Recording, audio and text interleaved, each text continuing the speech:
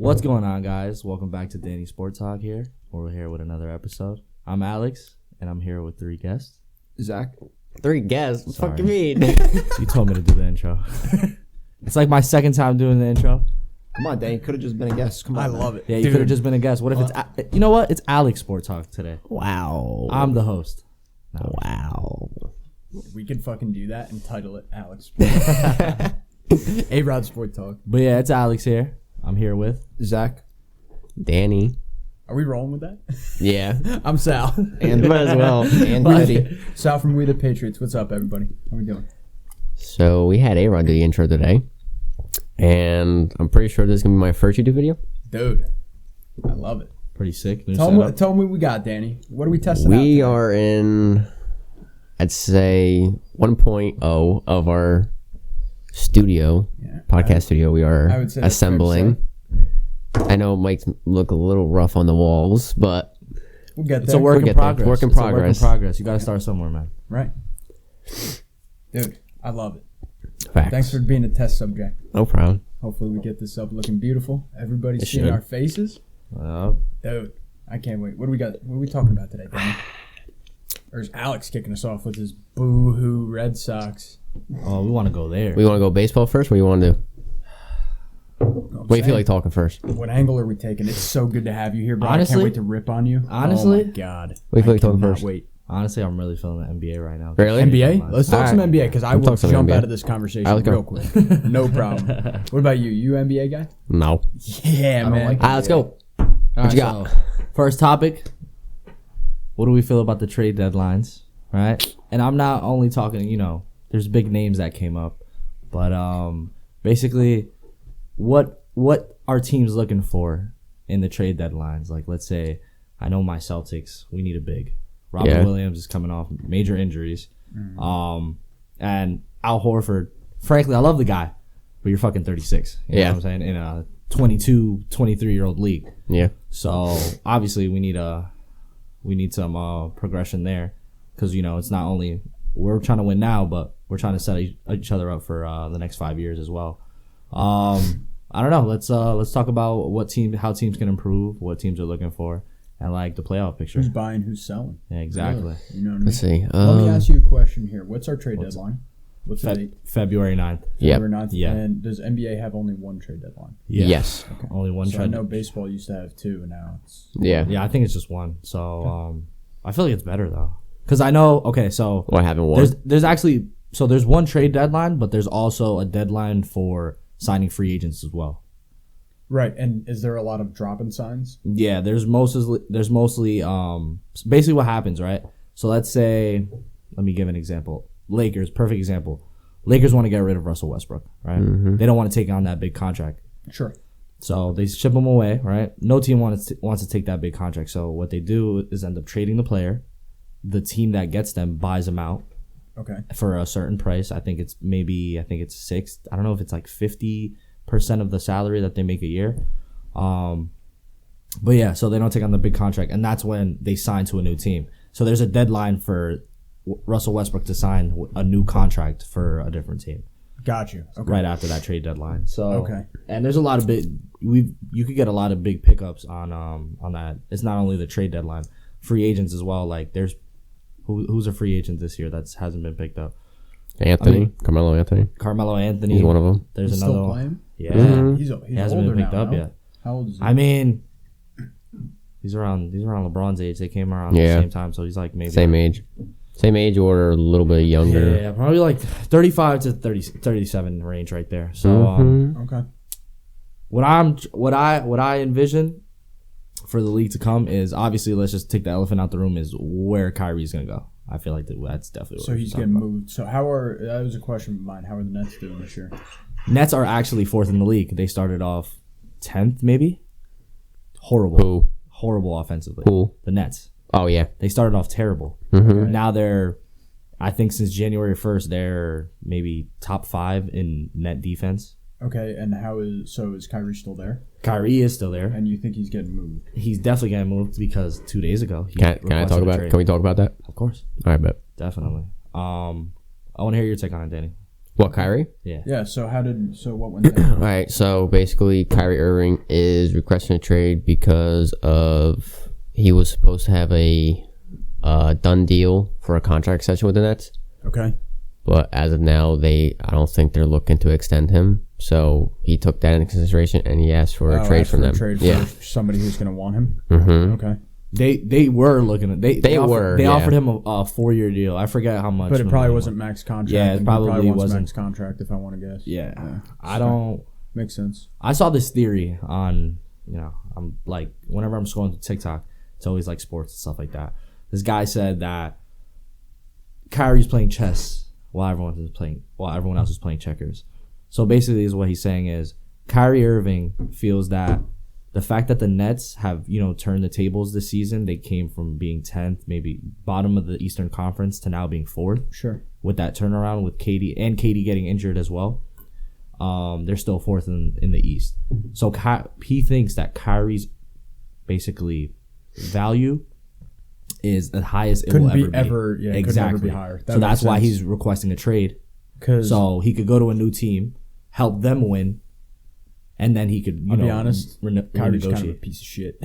Of course, but at the end of the day, like, I feel like the NBA is a business. You got to treat it like a business, just how it's gonna it's gonna treat you. So yeah, exactly. I respect the fact is that he can sit here and be transparent about what his intentions are, because he's a good dude. It's just he's very sassy in a way, like he's a drama queen. Yeah, right. So most people, he's an attention whore. Exactly. Most people in the league, when shit doesn't go their way, they probably, wire you to suck it up, deal with what you got to do, put the work in, and that's when the big money and then you comes. sign the contract after. Exactly. Yep. But coming into the league, Kyrie's always had the spotlight on him. Right? Yeah. So he's always been in the limelight. So the fact is that he can do this. There's going to be teams out there there's already 5 teams that are in the race or in the hunt for Kyrie. It seems like that shit's happening all over sports though. Like players are really taking advantage of whatever they can to try to get more money. But it's crazy though. Actually, I had a conversation with did I tell you about the guy I talked about? The author of the baseball book? Wrote like a fictional book about baseball, but regardless. So big thing is like how much the salary going up is affecting like the grasp of normal human beings to the sport. Okay. If that makes sense. And like the trajectory that it's going with these players that continue to argue for more and more money when we know that they're just playing a kid's game, it's really tough to rationalize as just a regular working person. I mean, it's pretty tough to rationalize that somebody's getting paid $50 right now. million. That's what I'm saying. Yeah. Right now. But what do you think he wants? In 10 He years, wants what do you 55. He wants 60. And it's just going to keep going up. Yeah, definitely. I'm just worried about the status of the game like in 10 years, because players are acting out like this. No, but that's what I'm saying. Yeah, like look at that. 50 million. This continual action or this continual behavior. Look at this over an 8-year, 10-year period. Yeah. Where are we at? Are we at 120, 150, 180 million dollar contracts every year? If we're at that point, dude, I don't know if people are going to be watching, because imagine how high ticket prices are going to be. Mm-hmm. Also, you want the fans being... The fans ignite everything. Right. Yeah. I mean, right. And you don't just want one type of fan. You don't just want all the rich kids showing up that like people coming overseas to come and watch. You want those kids that, is their dream to go to a fucking NBA game. Right. You know what I'm saying? Because that's where the passion comes from. Like, me growing up, like, I've been fortunate enough that my parents took me to at least 2 baseball games every season. You know what I'm saying? But whenever, I had a couple friends that never been to a baseball game ever. And literally you see their face and it's lighting up, because that's just sports is supposed to bring joy at the end of the day. But like, I don't know, I kind of feel like I'm like yin and yang about it, just because back in the day, like, if you really see how much, like, for example, Michael Jordan, I think he only made like 180 to 250. Right, so most of his money was probably made on the side. Yeah, of course, on the Nike deal, stuff like that. Everything, but 180 million to 250 is basically what he made throughout his entire career. That's what people are getting paid in one contract these days. You know what I'm saying? And another thing is too, I feel like a lot of players just play for the contract, and they just fall off the face of the earth. Sure. Perfect example, Montrezl Harrell. That boy, I was gonna he say just him. won six man of the year. Yeah. Now he's back up to Joel Embiid. Mm-hmm. So you were just chasing the contract at the end of the day. Whole bunch of shit. Like, it's just, honestly, just hopefully, the status of the game gets back to, Right. But I was having the love curious for the your game. point of view on that.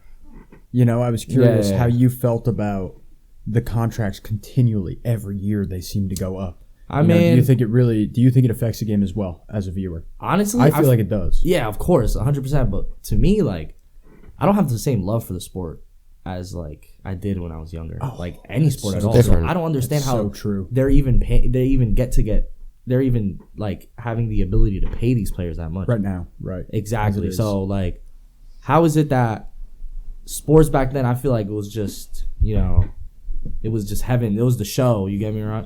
I get You know what I mean? Like, Yeah. it's just watching a game, sitting down watching a game, waiting until 7:10 for a baseball game to go on, or watching back-to-back Sunday Christmas games. Like, you know what I'm saying? So, like, I feel like there's not that much passion going into the game from the viewership or even from the league. So, Yeah. hopefully it doesn't go, downhill from here, but I don't think it's going in the right direction, in my opinion. Now he wants to get up. Kid was crying at me. Come here, big boy. So do you think that Kyrie's going to get moved then? Do you think he actually will get traded? Yeah. So You were kind of saying you think it's more than possible. You think it's likely. I do. honestly, in the Nets standpoint is that you kind of have to. you kind of have to, just because you're going to lose him in the summer. Exactly. It's a free agency. So Right. would you rather let him walk for nothing or get something out of it? But at the same time, Nets have been notorious for getting out of these situations. You know what I mean? So like, honestly, I can see them not working a deal out to trade him because it's not enough. Yeah. Because what can the teams that literally offered him or are in the hunt for Kyrie, what can they offer them? So we have the Heat, we have the Lakers, we have the Mavericks. Just joined in was the Clippers, and we have the Suns. I think the best suitable maybe trade that the Nets maybe would take is with the Lakers. Russell Westbrook, That's what I'm saying. Austin Reeves. That was going to be my talk about because Yeah. it's going to come back full round circle. You get me? It would be great to see mostly Russ, does. but I don't think it would happen just because I don't know if you ever seen that podcast that KD was on with Yeah, name his top 5 players and he didn't include Yeah, he Russ. didn't name Russ. Sorry, my fault. He named his top 5 players he's played with and he didn't really name Russ. Exactly. So it's like, and he said, "Did I forget anyone? Like, is there Listen, bad blood there? Is there this? Is there?" And you know that front office is going to KD to see what he wants to do. Yeah. They're taking his insight, and not that he controls the Lakers. I mean the Nets, just like LeBron controls the Lakers. But LeBron and KD, so does JT, so does Donovan Mitchell, so does all these star players. They definitely have say in what goes on. the In that thing team, is with the operation. Lakers is that LeBron wants Kyrie. That's the thing.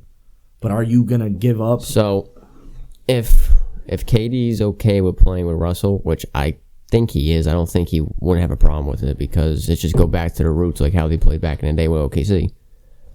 But would it work? Yeah. I feel like the Nets would be a lot better with Russell.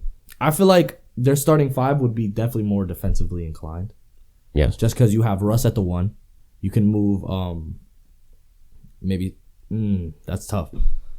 Russ at the 1, Seth Curry at the 2. Honestly, I think KD3. You said who? KD3. No, I'd say 4. Who's 3? See, that's tough because you have KD at the 3, Ben Simmons at the 4, and Nick Claxton at the 5. Ooh, yeah. Oh, fuck. I forgot they had Ben Simmons. Exactly. So it's tough. You know what I mean? Like, that's a good defensive team. Russ is very good defensively. It's just Both position, you could bring Ben off the bench. Run him with second team. run him with the second team. Who's gonna be in that 4 spot? I feel like I'm missing someone. It'd be Russ, Seth. Who? Cam Thomas? Joe Harris, No. KD, Joe Harris is getting shipped Claxton. off. What are you gonna do? Joe Harris is getting shipped off. Unless, I mean, if he does get shipped off. Okay. I think Joe Harris gets shipped off with that. With Kyrie? Might be with the Kyrie deal. It might be a little too much. I feel like they can get something else for Joe Harris without Kyrie. I feel like you do Kyrie and Russell and Lakers put in a first round pick straight up. Nah, I don't think that happens. I think you give up Russ, you give up Austin Reeves, and you give up maybe 2 second rounds. They love Austin Reeves though. Yeah, but Austin Reeves is worth Kyrie. Yeah. 100 times. 100 times over. But yeah. Honestly, another deal. Who are we forgetting? I'm forgetting somebody. There's somebody on the Nets on that top 5 on that starting rotation. Who starts in the top 5? It's Kyrie, Seth, KD, Claxton. No, there's somebody at the 4. Are you Simmons. guys still on? No, I Kyrie, know. bro? Oh, it is. It's gotta be Simmons. It's not Simmons though. He's named Simmons. Wait, what the? Wait, where Simmons does start though? Yeah, I know, but there's somebody else that would be in the mix. Like, Wait, hold on. It's right now Kyrie, Seth, KD, Ben, Claxton. yes, that's their starting 5. Kyrie getting moved. Fill that in with Russ. So Russ, Seth. So you, like I said, you bring Ben Simmons with the second team. But who would you have at that 4? Because you can't have Russ and fucking Ben Simmons when they play the exact same. I don't think so. I think more. Really? I think Russ is Russ past first point guard. No, yeah, of course. But the fact is that you could have that duality there, that you can run up the court with Ben Simmons and you can run up with Russell Westbrook. The only thing is That is true, but Ben Simmons will have his own squad. that is true. He's in charge of the second team, and that's his drive. So who do you think comes in at 4? Maybe TJ Warren. I mean 3. TJ Warren. They bring up TJ Warren. Yeah. Or they move Seth to the 3. Or They if move they Joe get Harris to the 3. or If they God don't. forbid they get another move, plug is him true. in for a 3. That is true. Another suitable place that I think Kyrie could go to is the Suns. It would make sense. It would make 100% sense. I don't. He would look pretty ugly in that jersey. Not even that. I don't think he fits. You really don't think so? No, not the Suns.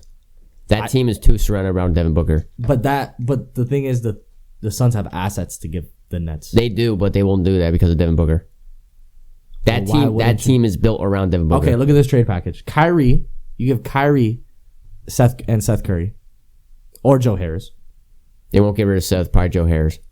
They're gonna keep Seth. Kyrie, Joe Harris, for Cam Johnson, Chris Paul, and a second round. They won't trade Chris Paul.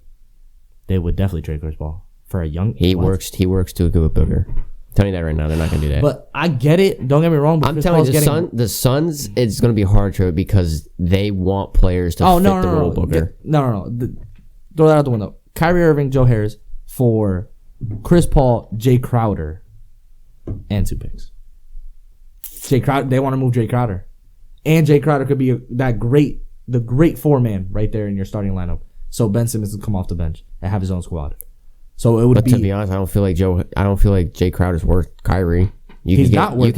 You can trade that Jay Crowder with something else. It's not worth it, but that's why you throw in the two second round picks that the Suns definitely have. They probably have. You could do second round picks for Jay Crowder straight up for the Nets, and then trade Kyrie to the Lakers. But the Nets aren't gaining anything from that. Each team isn't gaining anything from that because the Nets are looking to win now. They're 4. No, look, and so are the Suns. You would trade Kyrie, and Russ. Swap. Okay. He goes to the Nets. Blah blah. You need to throw in something else for Kyrie because I'm not really worried about picks. Pick is going to come in. I don't know what. I don't really know what to put to that. So we're talking about the Lakers and. So listen, this is a scenario. You have 3-team Nets trade? and Lakers, 3-team trade. Lakers, Nets, Phoenix. Kyrie gets sent over to the Lakers for Russell. Russell goes to the Nets. Okay. Nets trade Kyrie. Whatever pick to the Phoenix Suns for Jay Crowder, and that's your 3rd or 4th. If it was because I'm telling you right now, the Suns, Jay Crowder's like, what do you call it? He's a diva too. Value isn't there. His is not. Why the fuck aren't you playing? So that's what I mean. You can get that for a steal for a second round pick, and you fill your spot and put Ben Simmons with a run second team. Just some insight for you, right? Jay Crowder, a wing player. Literally, his job is to stay in a quarter and shoot threes and maybe guard the occasional, I should say, second best player in the league on the team. So he's a D Wade. No, because D Wade had more ball control. I did not mean that. Hold on. Kyle Korver without the 3-point shot. No. Give me. So he's Ray Allen with a little more D, and not as good of a shot. I honestly, I'll say like a Markieff Morris or a Marcus Morris. Oh sure. Yeah. Okay. Yeah. Morris brothers. Sure. Okay. Definitely, because Marcus Morris definitely was a shooter on the Celtics. Right. I'll definitely say that I had to compare them. Right? Yeah, but it's unfortunate, but the Nets kind of need to suck it up and get rid of him. If they're really going to trade him, they kind of need to go undervalue. So it's like that's what I'm saying. Honestly, it kind of makes sense. I understand your point of view, and I think you're holding it a little too strong. I think the Suns, if the deal makes sense, take it. And especially if he's happy with the Suns. And honestly, I feel like the Suns have the same team. They need to get better. And Kyrie would do that. Kyrie would, but Kyrie makes any team better. They need to have the second. They need to have the second scorer. Because I'm sorry, Mikal Bridges is not. No, I know. A reliable second superstar. My only issue with moving Kyrie, or if I was to take him as a GM or an owner, is does he actually want to play for me? That's another thing. That would be the biggest thing. Exactly. And if he doesn't even want to play for the Suns, or he doesn't even want to play for LA, if he doesn't even want to play for whoever, it doesn't matter to me. Yeah. I wouldn't want him no matter what if he doesn't want to play for my team, even if I can make the deal work. Yeah. You want another team? The Dallas Mavericks. Yeah. I say this. Kyrie Irving for Christian Wood. Sure. I don't know who the hell that is. Steal for the Nets. Christian Wood. No, I'm not done yet. What's this guy's name, bro? Who? Is he starting? Yeah, he's the 3-point shooter for the Mavericks. Tim Hardaway? Is it Tim Hardaway or is it Wesley Matthews? Am I wow? If it's Wesley Matthews. Okay, it might be Hardaway. Is he start or come off the bench? I think he starts. Is he number 11? Yeah. That's Tim Hardaway. Okay, so Tim Hardaway. So Kyrie Irving. Number 11? Yeah. Kyrie Irving for Christian Wood, Tim Hardaway. That's a steal. That is a steal, but the only reason why I say that. And you have Kyrie and Luka. Yeah. That's killer. I don't know who would you. That's the thing. I don't know who you would package.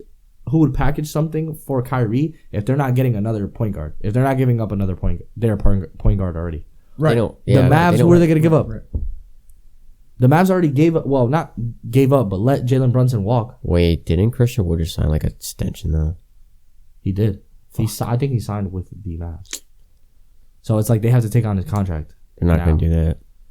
But that would be what you mean? You're taking off Kyrie's contract and you're taking on a less contract, probably half. All right, you guys are way too deep on Kyrie. Give me another trade candidate. No, this is like this is like the big one right now. This is literally. Tell me this: is there anybody else even close that's like getting traded right now? No. Honestly, they say AD's on the block for Kyrie. I'm not even lying. Really? Anthony Davis is on the block for him. That's something. LeBron will let that happen. I'm surprised by that. LeBron will not let that happen. If they bring in another, only if they get Kyrie. No. Look. This is the speculation that I've seen from people, right? And I've seen it a couple times. LeBron's supposed to get traded. 3-team trade. LeBron's supposed to get traded. Oh yeah. In other words, he wants to go find somewhere to play, maybe. I don't fucking know. Everyone around the league was like, "Oh, there's speculation LeBron's gonna get traded for the first time this deadline." No, he's fucking not. Yeah, I don't think so. He's not gonna get traded. But keep going. Sorry. There's a trade, a 3-team. I think it's a 4-team trade, but I'm gonna just say 3 teams. I only know 3 teams. Sure. Lakers, Nets, and the Timberwolves. Timberwolves give up Naz Reid to the Lakers. Lakers get Kyrie. Timberwolves get like 3 first picks. And I think the Lakers give up Austin Reeves, Russell Westbrook to the Nets, and Austin Reeves, and then they get those 3 picks. And then the Nets will obviously be giving up Kyrie Irving and something. But you know what? Might be on the trade block also. Zach LaVine. Is he? Oh yeah. How is he? How's he been? Oh, that's what AD. Lakers. The Lakers would give up AD for Naz Reid, basically. Mm-hmm. But I heard that too. That Zach LaVine would go to. So which is stupid as fuck. How is Zach LaVine? I haven't kept up with him at all. He's literally. He changed up his whole game for no reason. And so he was a. I don't know if you remember Zach LaVine in the dunk contest. No, I remember he was a very athletic. Yes, guy. athletic as fuck. Kyle Kuzma and too. he just threw that all outside the window for nothing. Kyle Kuzma isn't getting traded. How does he play though? That surprises me. Now he's just. Obviously, he's trying to force something, so I feel like it's not right. But what is he trying to play like? What is he trying to go for? I feel like he's like shied away from his slasher, maybe like personality when he came in his game, and now it's just just a whole bunch of flashy shit that doesn't really work for him.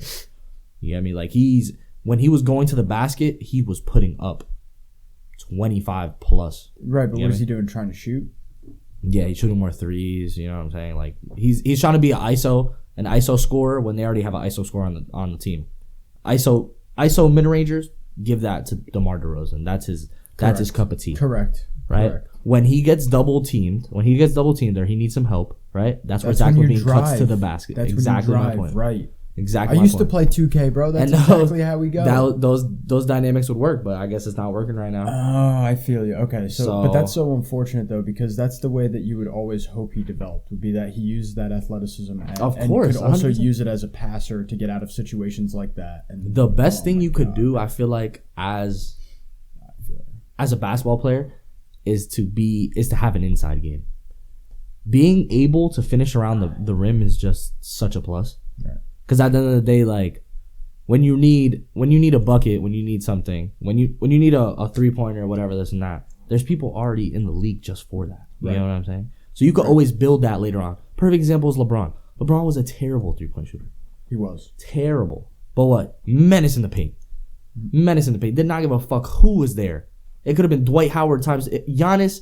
A 7'5" Giannis could have been in the paint. He doesn't give a fuck. He's getting to the lane. You know what I mean? But over the years, he developed a 3-point shot, and now his game is just universal. He's just can do everything. It's very hard to guard. His bag is different. You know what I'm saying? Correct. So Zach LaVine, I feel like he shied away from his getting to the rim and his slashing roots, and now it's just like I feel like he's just a one-tool player as of right now. And he's a tough watch, I'm sure. Yeah, but he's still good. You know what I'm saying? If he's around the right organization, because I feel like the Bulls is more like they banked all in on upcoming superstars. Sure. Like Vucevic. They banked a lot on Kobe White, and they're not even starting him. Patrick Williams, I'm always hearing of how good he is, but I don't see the opportunities being there for him when you have DeMar DeRozan putting up fucking 15 shots a game. Vucevic is putting up 10. You know what I'm saying? And then you have Zach LaVine. It just...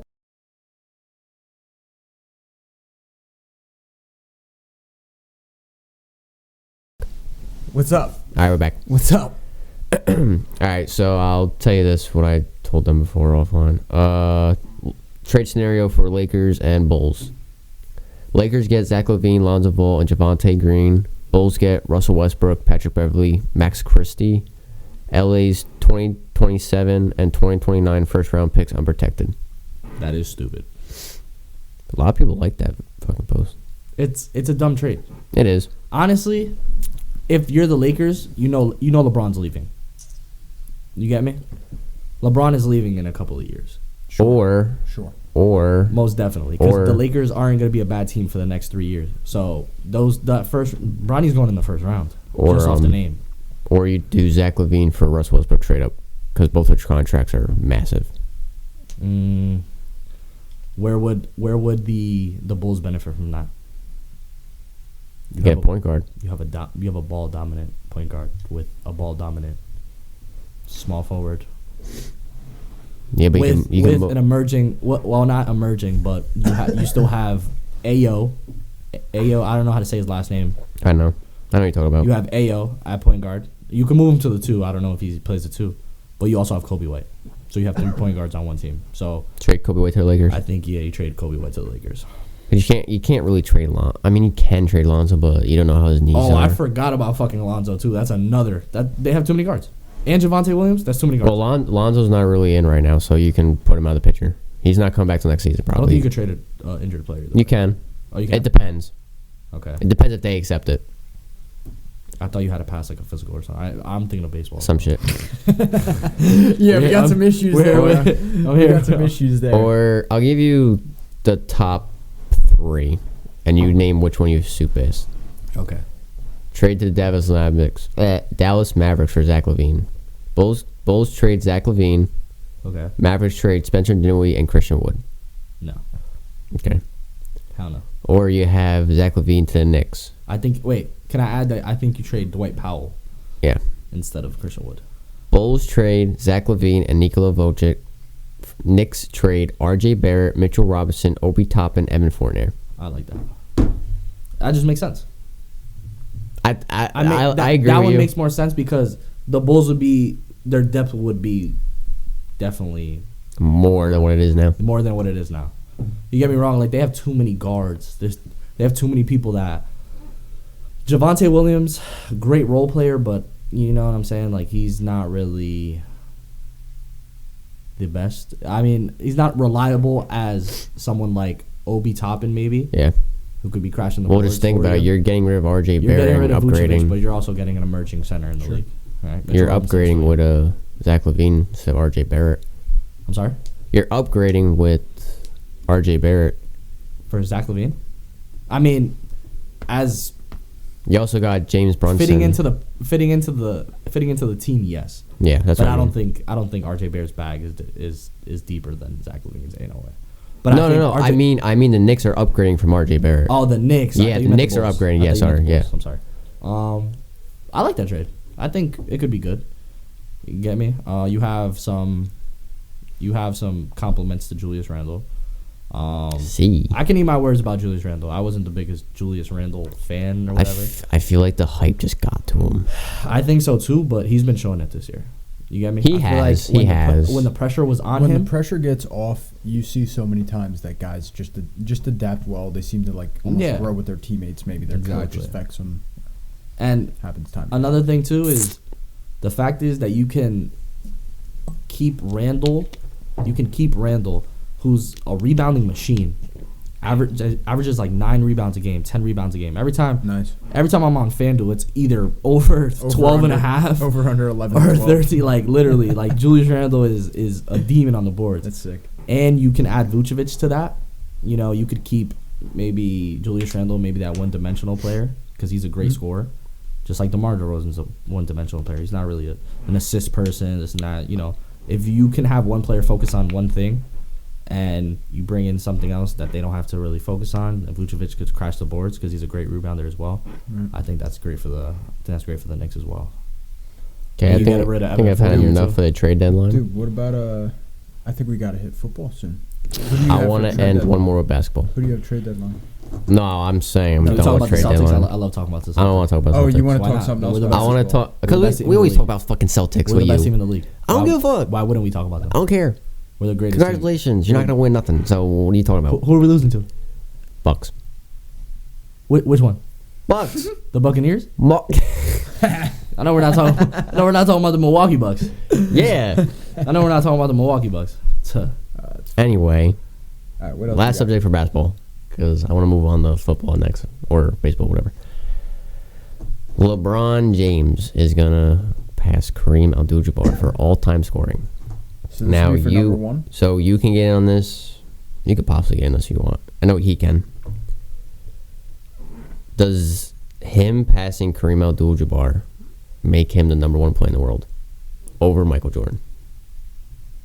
I have this. Go. I have this debate with my brother all the time. Go. What's your take? We're going hot style. Him passing Kareem doesn't make him number 1. Why not? Getting another chip does. So if he gets another chip and he's number 1 scorer all time, he's the best player. Yes. So you're without a saying doubt. number 1 scorer of all time kind of means nothing to you. Another chip does. It doesn't. It's not that it means nothing. It definitely strengthens Doesn't add strengthens enough. his resume. Resume. It just doesn't add enough just Okay. because. Go ahead.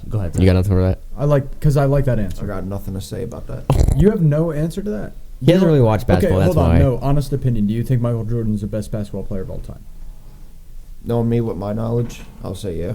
Okay. Okay. So does anything change that opinion? Would you change it to LeBron James? No. So even winning one Okay. more chip doesn't give him. No. He'll be tied with Kobe. chips. You want me to give my take? Yeah. go ahead.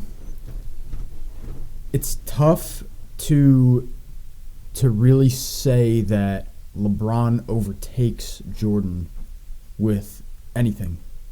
To me, it seems at this point that LeBron's had an uninterrupted, long tenure in the NBA that Michael Jordan did not have the luxury of, and to his own fault, right? But you have this, and I think the longer that LeBron plays, just because he's at that level of Jordan where you are so much more adapted to the league, I think, at this point. Okay. Maybe there's some people more skilled than him, especially at certain things, but he's so well-rounded and so built into the game, has so much knowledge, that if he just keeps playing, he'll win more championships. He might even win more MVPs just because of his overall skill and his ability to take advantage of the moment, right? Okay. So if Michael Jordan has as many seasons in a row playing as LeBron did, you can, I think, make the argument he would have had as many points or as many chips or whatever. I think you could make that argument. But I think that if you're making just the argument of the player on the court, it's going to be tough to change my opinion, especially the way he affects outside. Like the amount of people that don't want to play with him because of the way he is. Okay. Now let me ask you this. What's your definition of the greatest basketball player of all time? I don't have a great definition because I'm not a basketball guy. Okay. I would say I think that obviously you have to be very talented. You can't be a bum.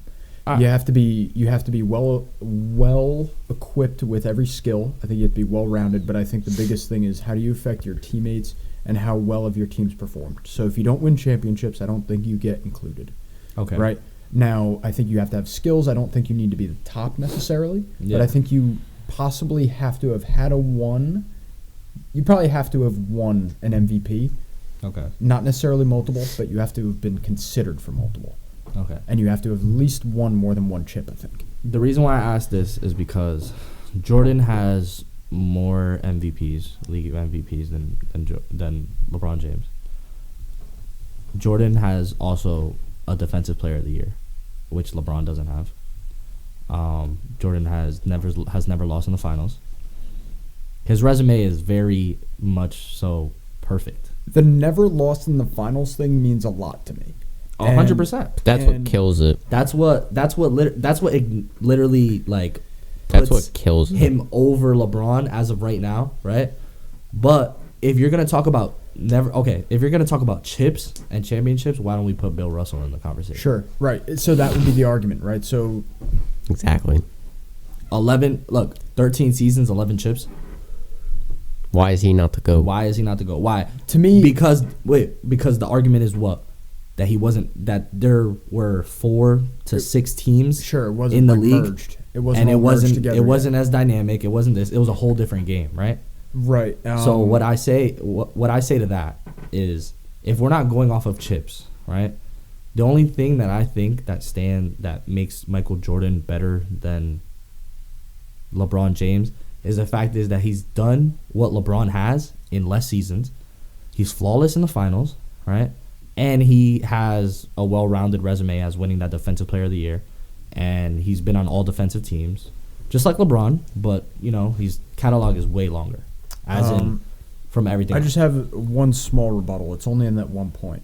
I don't think that championships before it becomes the league as present, not necessarily that they don't count, but they count as much less, right? And the reason being is because you don't have structure that's similar to what we're used to today. It's hard to actually make that comparison. I think you put, who were you saying before? I'm sorry, I forgot the name. Bill Russell. Bill Russell. Okay. Is Wilt Chamberlain in that conversation? Wilt as well? Chamberlain has is that the same conversation? Was he in that era? Wilt was. I think Wilt was playing before with Bill him. I think Wilt was playing with Bill Russell. I think so too. Yeah. Okay. So I think it was Wilt. I don't think you put those two because those two would widely be considered. I think also in the conversation, maybe not as much so, Wilt Chamberlain. But still would be considered, right? And you put them in, and it's hard to compare them because the league's not even close to what it is as structured today. You don't have nearly as many teams. And what I think is most important, if you look league-wide, you look at maybe, I don't know about NHL, but you look at NFL and you look at MLB. Once the name of the series or trophy ended up being finalized, Yeah. that's kind of when everybody starts including that as history, right? So Babe Ruth is still considered in the top player of all time category, even though it was 100 years ago. Yeah. I think because he won World Series. I don't think the best players of the late 1800s were considered because it was not a World Series yet. Yeah. It was just the champion of the league. Yeah. And it wasn't even the MLB yet. So that's hard to equate. No, I get You know what I mean? 100%. So I think that goes into effect, but also, I mean, to be honest, at this point, it's just numbers. Numbers, I think LeBron can grow Yeah. exponentially as long as he's healthy, and which is important, right? As long as he stays healthy, he's going to get more numbers than probably anybody in every stat. Rebounds or steals might be questionable. That's actually what I wanted to get at. But other than that, your definition before, we'll call it a definition. What you were saying before about what I would include your as definition, a champion. yeah, exactly. Your Or the definition best of all time. The best of all time, as you said, a well-rounded person, a well-rounded basketball player, and he can differentiate, and he succeeds in many different aspects of the game. LeBron is about to be number one in points. Granted, he's played for 19 seasons, right? He's about to be number one. He's going to be top 5 in assists, top 10 in assists at the end of his career. Definitely top 10. I don't know if he's going to hit 5. I think he just passed 7. Didn't he just move up? Yeah, he just passed what's this guy's name? Steve Nash? Maybe. Yeah, I think it was Steve Nash. I think Steve Nash was 6th on the list. So he might passed be 5. Steve Nash. That's impressive. So that's what I'm saying. Assists as well, right?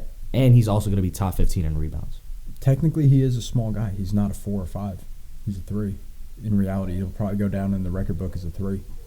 LeBron James? Oh, yeah, definitely. You know what I mean? I think LeBron James is definitely the best for him to be even the best small considered, forward of all time. What would he be ranked with rebounds? I'm just curious. At Rebounds, this point, it's top 15. So if you're top 20 dude all time, In 3 catalogs? No, probably all of them. Most likely, I would think blocks is going to be probably really hard for him. Yeah, I don't think blocks is. But maybe he does have some very highlight blocks. Yeah. Which go into the storybooks, right? And it's tough for me to take away his character, especially the way he is outwardly. Yeah. It's tough for me to take away from that, but I don't want to take lightly the fact that I think highest standard for me is, first of all, championships that you won them, but second of all, did you make your teammates better? And LeBron does that as well. I'm not Way cheaping better. him out. I'm Way not cheaping better. him out. I think that wow, it's hard for me to get this thought out. LeBron does it better, but I think that Jordan did it almost as well first. He was the first guy to, in my opinion, really make a basketball team around him better. No, of course. And the way that he did it may be very questionable, right? Especially going to his documentary nowadays. Yeah. But he made the guys around him better just because of his knowledge of the game and the way he spread it. He always put guys in the right spot. He made sure that he was basically, in a way, the GM as well of his team. He was making moves or asking for guys when he went and got Rodman, right? Yeah. So, in the same way, I think that they're comparable on that level, and I think he did that first. Honestly, especially outwardly to the media. I have a rebuttal to that because Jordan, when he left first time he retired, and he won the 3 chips and he retired. Mm-hmm. The Bulls were still a playoff team. They still reached the Eastern Conference Finals. Absolutely. Scottie Pippen was still averaging 25, Mm-hmm. maybe averaging a little more, just because Jordan wasn't there. Dennis Rodman was still a menace on the boards. They were still a playoff team. LeBron, we left the Cavs maybe bottom 15 in the Eastern Conference. Jordan came back, won another 3 rings. Scottie Pippen was a little older. Dennis Rodman, I think he had sailed. But you have players like, what's this guy's name? Horace Grant. Uh-huh. Horace Grant was still a great basketball player, and they were still a playoff team as well. LeBron left the Miami Heat. Dwayne Wade ended up staying there maybe for 1 or 2 years. Then he followed LeBron again. They weren't a good team. Well, He went to the Bulls first. My last Went to the counter. Bulls? Wade went to after he left the Heat, went back to his hometown, the Bulls. I think we should get Danny's take first of all. But my last counter would be like, wouldn't that just show that not LeBron? Wouldn't that just show that Jordan made a better team if it held off better without him? I mean, Like, wouldn't that mean that his GMing skills did better? nah, I kind in a of way. think, but because you're your justification was that that Jordan made his team better first, piece? obviously because Right. he played first, and I feel like he introduced that concept. stardom Mm-hmm. into that team. You always need to have that star player on your team. Right. The impact that he had on the game, but LeBron, as you can see, like every time he left, that team was not good. You get me? You know what I'm saying? It kind of really shows the impact more. Exactly. I get it. Who's Kevin Love now? Kevin Love was the third superstar on that team with Kyrie. Yeah, I think that he was a teetering. rebounding I think he was teetering regardless. genius. I think he was teetering regardless. You know what I'm saying? Like, where's Mario Chalmers now? That's a fact. And You know what I'm saying? and Even Udonis Haslam has some credit for that chip, and he was playing. You know what I'm saying? Shane Chris Battier. Bosh. All these Chris people. Bosh. That's a good Chris one, too. Bosh. Look at what happened This to is him my after. team, bro. You know what I'm saying? Danny, what's your take on this? Well, I do want to say one thing. LeBron is number 4 on all time assists. Really? It's fucking insane. That You is got insane. John Stockton 1. You got Jason I don't think Kidd anyone 2. passes John Stockton. Can I see the list when you're done? Yeah. You got John Stockton 1 with 15,806. You got Jason Kidd with 12,000. And you got Chris Paul with 11,000. The fact that Chris Paul is still playing and LeBron That's is right the behind him is just insane to me. That those two are still playing. Chris Paul's a point guard, always a pass first. Well, I'd say in the Hornets he was definitely the star on the team. So, If Chris That's Paul fair. retires this, but if, throughout his career, he was if definitely. LeBron keeps playing for another, Westbrook's sneaking up, though. Yeah, Westbrook is. What do you But that's the think? thing. okay, Where's how Michael much Jordan? how much longer do you think LeBron's gonna play for? 3 more years. 3 or 4? I think he plays 1 or 2 years with his kid. I feel like he's gonna wait. That's Till, what I feel like he waits for 2 more years Bryce with the too. Lakers. That's his extension. I feel like he's gonna play with When Bryce When are too. the kids? Hell no. Bryce is literally a Bryce is gonna be the best player. yeah, because he's 6'6" now. Not even that. It's just how it goes. But yeah, but what I'm saying is, the fact is that LeBron is going to be in the league for 2 more years. When is his boy coming in though? I'm sorry? When's the year? What year is his first This son coming? he This is a will senior be year. in. This is a senior year, so next year he's going to be 20. eligible for the draft after his freshman year. You're eligible after your first year of college. Yeah, That's Yeah. interesting. Okay. It used to be 2 years. He used to now be it's 1 2. year. He's 1 now. So, all I'm saying is, the fact is, that's why I'm saying LeBron isn't better than Jordan right now. But you give him that one more chip, he's you tied would with consider Kobe. I would consider him the best basketball player of all time because I get it. Volume matters, 100%. But at the end of the day, I feel like this is my argument too. If you were to put Jordan in our game, in this game today, he wouldn't be the same player. See, that's what everyone keeps saying. If they You put him in put today's LeBron- game, he would My play brother, his level. No, he fucking my wouldn't. brother has his argument about. I think that Jordan would be just fine. But hold on, I just have a question for you though, Hmm. and I totally lost it after you made that comment. Go ahead, keep going. Go ahead, your brother. I actually have a question for you. Do you Sure. think if LeBron was playing in Jordan's era that he would be just as dominant? Oh, 100%. Just I- because of the size and athleticism, I think it would be hard. I not to act feel that like way. he would be I more also think he dominant would than be a Jordan. stud in football in his era. Like, you know what I mean? Like, I 100%. think he's such I- an athlete that he would I play. think- I feel like LeBron would be better than what he is now in Jordan's era. Oh yeah, I agree. Just because some of people athleticism. He would be the go of basketball if he played Some Jordan's people era. argue the fact is, right? Some people argue the fact is that LeBron is too soft in this league. It's too soft, like playing right That's now. what everyone says. But that's like, because the league is soft. yeah, like what do you want him If to James do? Harden didn't have that maybe Step back 3-4 three years foul. tenure of tenor, I should say, of his Houston Rockets step back, days. just in that 3-step back travel, shoot it Exactly. in your face and then fall down, go a foul, or whatever, do a little shimmy move, go pass, and then you fucking flop. Would James Harden be the same player he is today? Nope. No, because James Harden now, what did he have to do? When he went to Brooklyn, what did they tell him? James Harden would You're be a gonna have role to be player. a pass first point guard because you're not as good as a scorer as KD.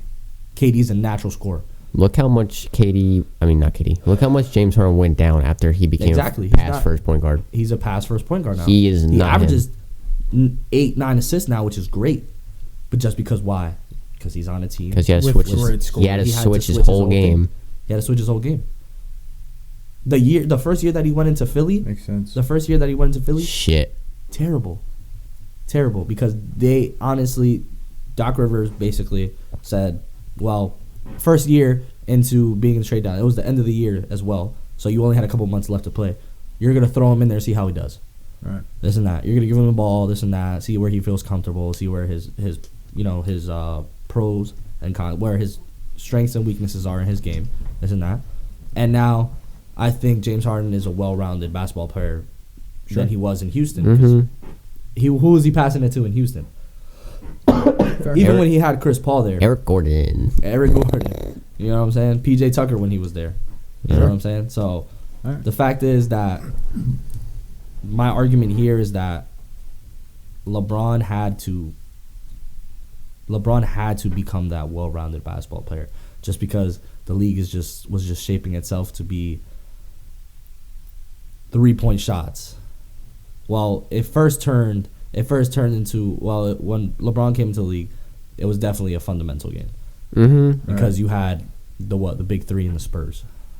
But look what he did with that Cavs team though. When nobody was on the team, he brought them to the finals. Exactly. Fucking Andrew Varejao was his starting center, and he brought him to the thing. Mind you, that was his 3rd, 4th year into the league.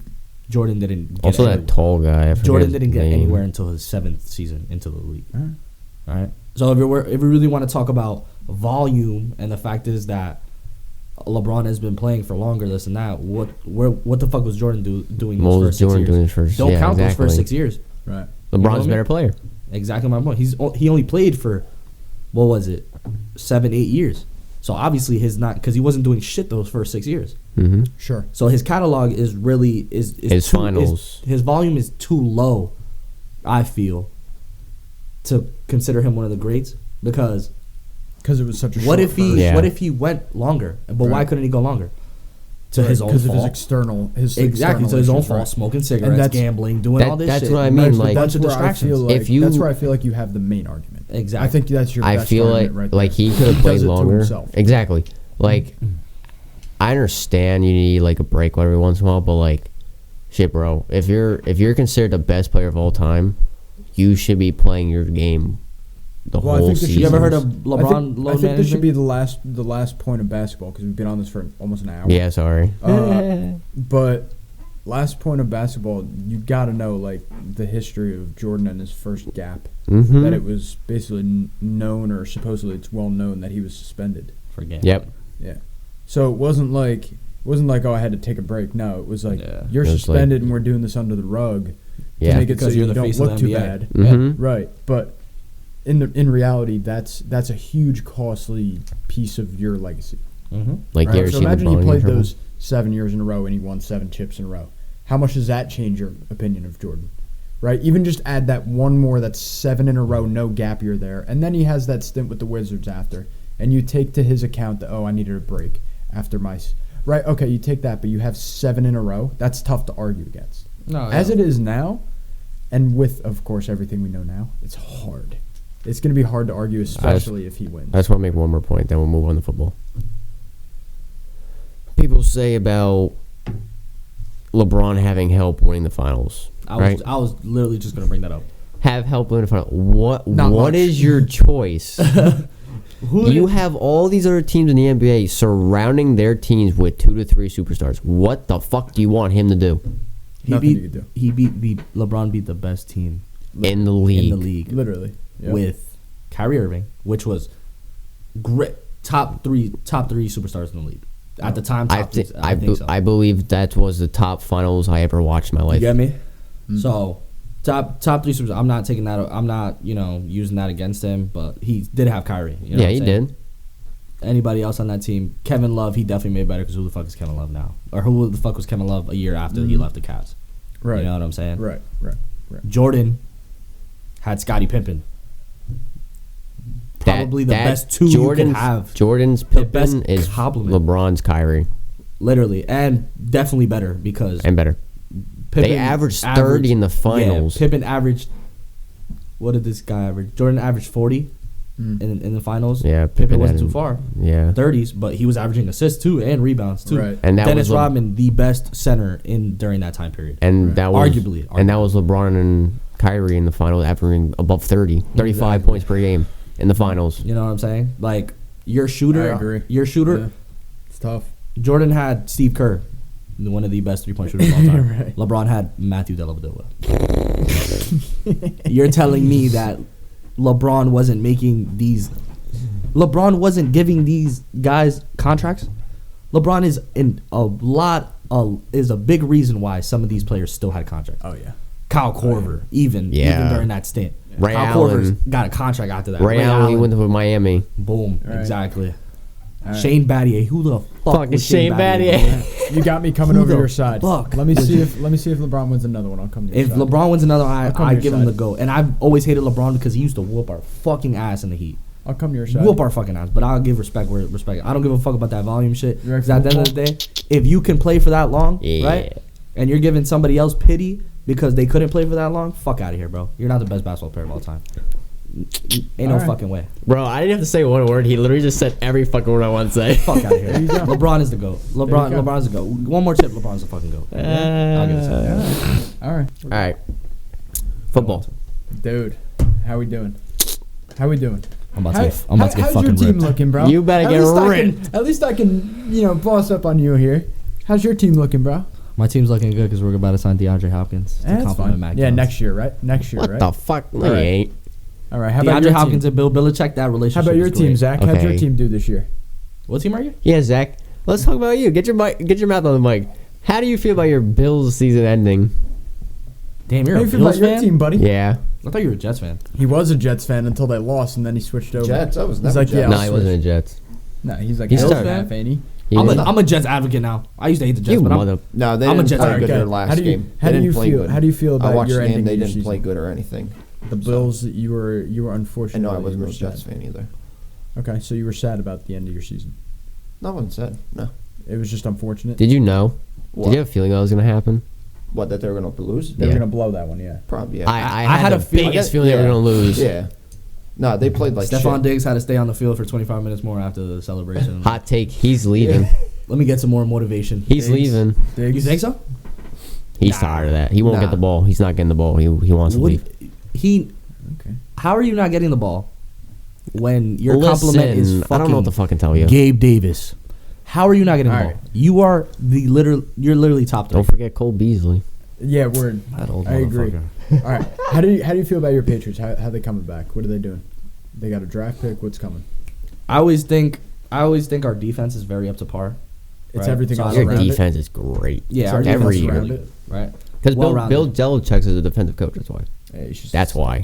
It's tough to you really kind of should have a defensive coach as a head coach, and then pass off that offensive shit to somebody who course. knows what they're doing. You know what I That's mean? why they hired Bill O'Brien. Bill I'm O'Brien. so happy he's back with them. Bill O'Brien. For you. That 2-year college stint. Yeah, fuck that. Come back. You good with that? Yeah, I'm very happy about Okay. that. That's a happy with that. that's a That's a great great hire. So now, who's your Especially since we QB lost going into McDaniels. this year? Who are you Mac feeling? Jones. I'm sorry. Who are you feeling about your QB? Who's QB1? Mac. So I've been hearing some speculation. Okay. No, definitely Mac Jones. It's Mac Jones, but Definitely. They Okay. honestly, I feel like the only hole in his game is his deep pass. I really don't think he has Fair. that great of an arm. But with practice, conditioning, you can always get better at that. look at Jalen Hurts. Definitely. Jalen Hurts, great example.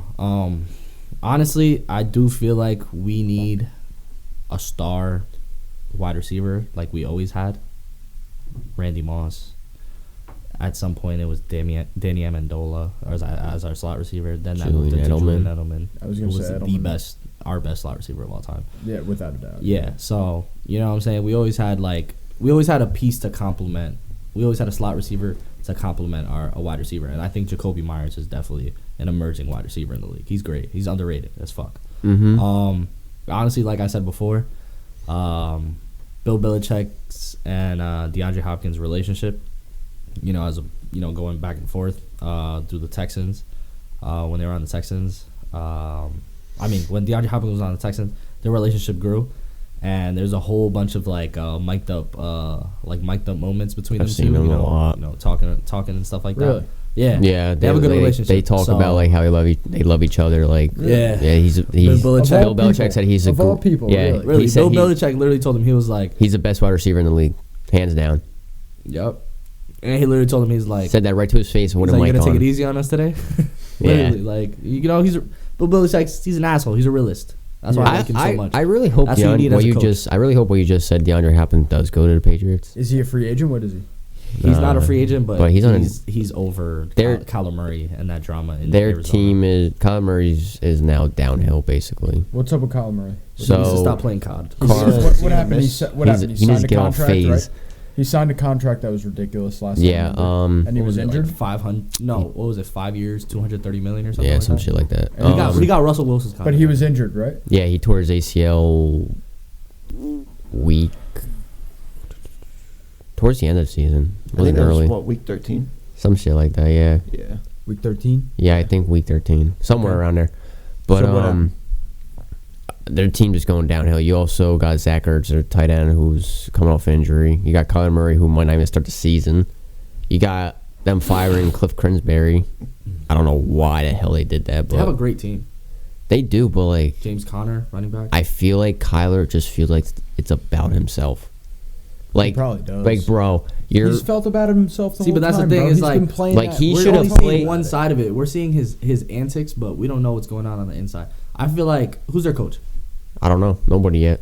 They fired Cliff Kingsbury. They fired him. Mm-hmm. Why do you think they fired him? What his stint wasn't that long. Exactly. Why they fire him? I honestly feel like you can't fire the player. You gotta fire somebody.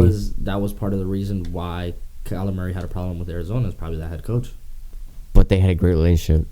There was plenty of times during the season where they went back and forth. I don't know if it was the coach or the offensive coordinator. But Kyler Murray. I think Kingsbury called the plays for offense. I think could be wrong. I could be wrong. Yeah, but that could have been an issue then. You know what I'm saying? Why hire a coach that plays in the listen? I feel like Kyler. I feel like that contract what you did was from Kyler because one, did he even make the playoffs? Arizona? Yeah, did he even go to the playoffs yet? No, right?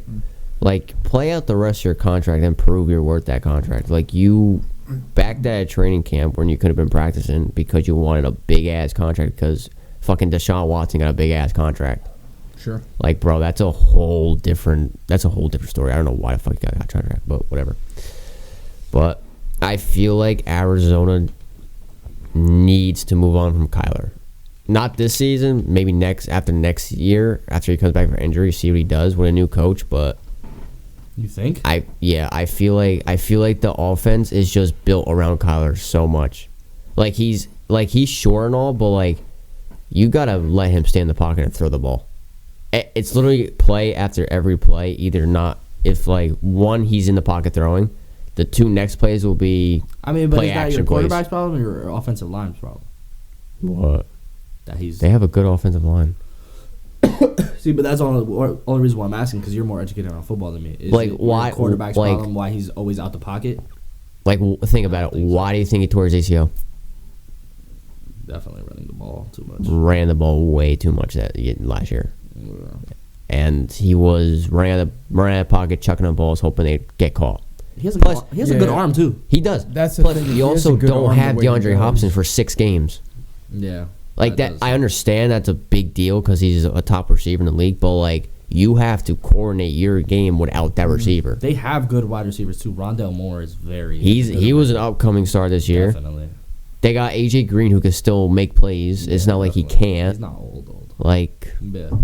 I don't know. I feel like Arizona has always been dysfunctional. Like me growing up, I just feel like it's just always something goes wrong for Arizona. Like they have the worst curse ever. When they like had Palmer back in the day. Exactly. Yeah, Carson Palmer. Larry Fitzgerald. That play where they literally could have won, and they were literally at the Larry Fitzgerald ran for I think 60 yards. Perfect. Got tackled at the one. And they didn't score. I got the perfect example for you. Come on. Arizona for Steelers in the Super Bowl. San Antonio Holmes making the fucking toe tap in the end zone.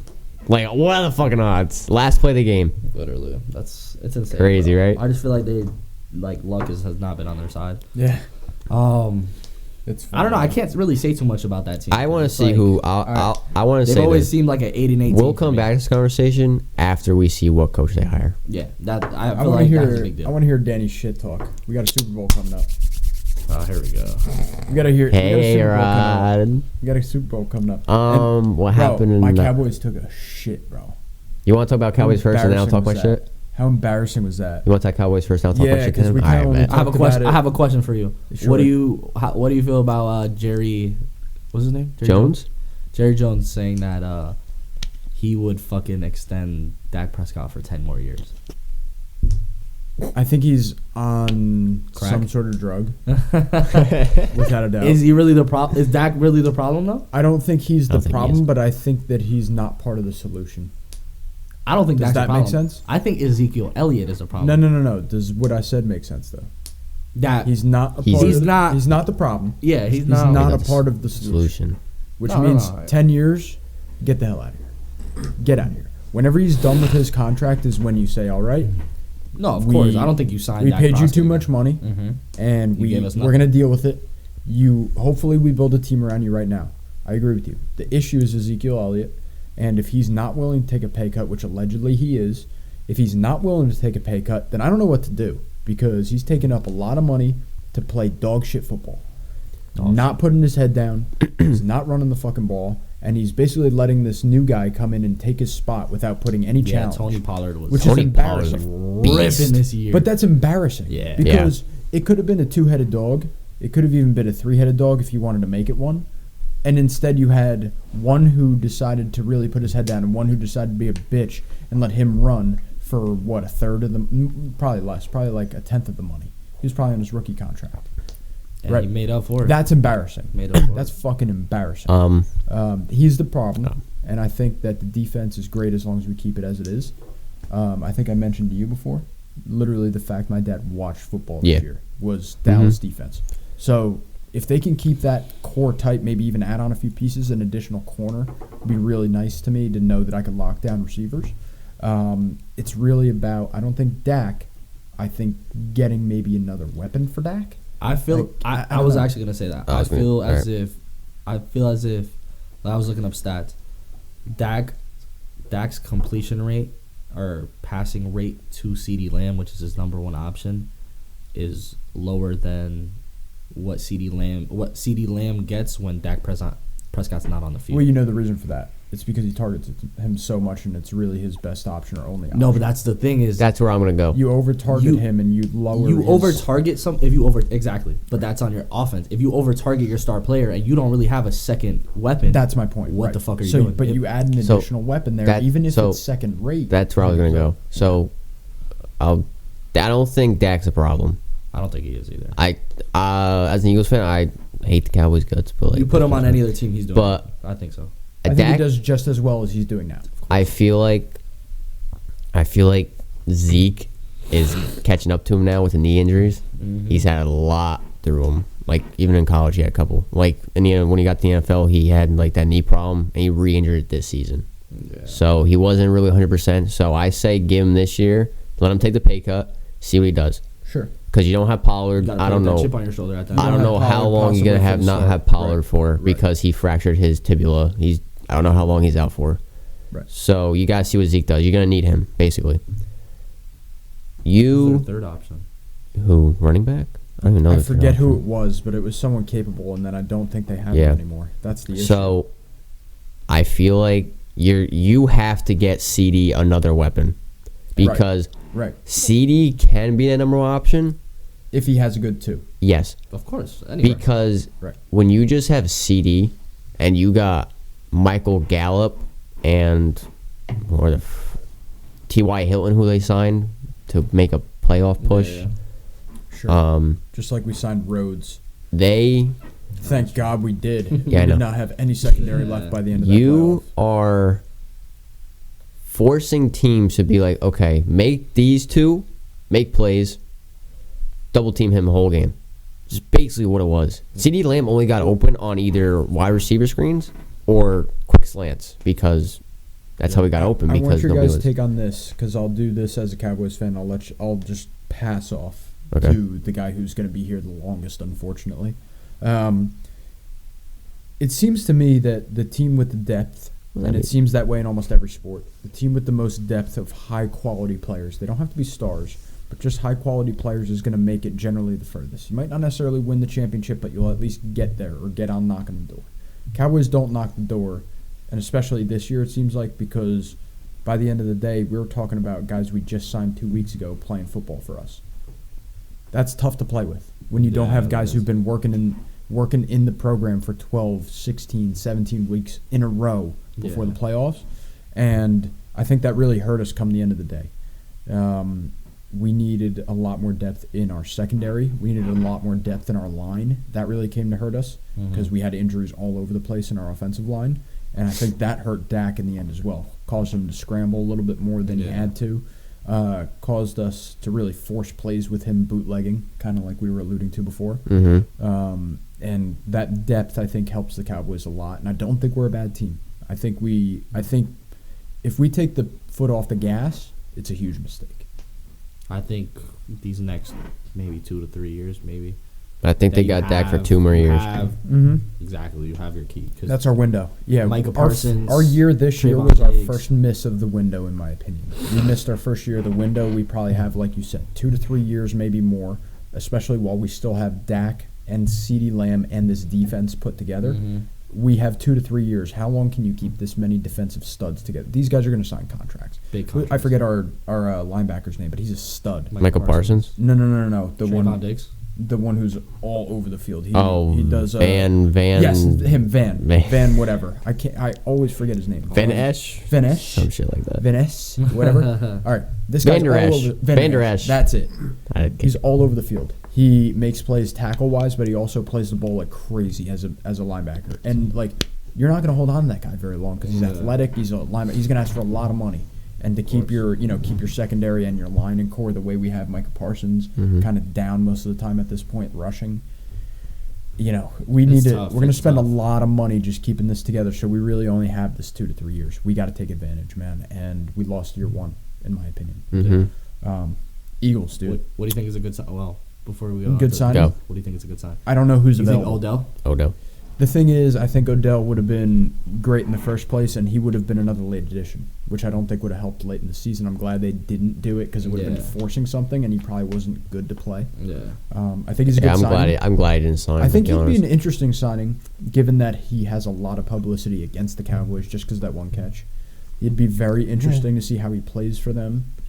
I think he'd be good because you can't really run him as your number one, especially with his history of injury and whatnot. I think you kind of give him that lax of number 2, let him come off the field. Yeah, of course.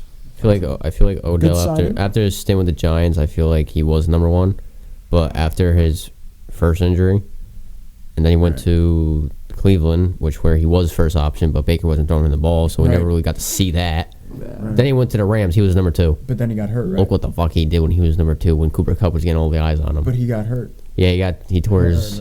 He got hurt at the best time for his career to not get hurt. He would have... I still say this is that he would have won MVP if he didn't get hurt. If he didn't get hurt. If he didn't get hurt, he would have won MVP. He was going to get MVP, and he was going to sign a fucking contract. Did you... I don't know if you guys... I don't know if I told you this. Did you hear... I don't know if you heard this either. Did you hear Odell when he was going to... into the Super Bowl? He was playing on no ACL.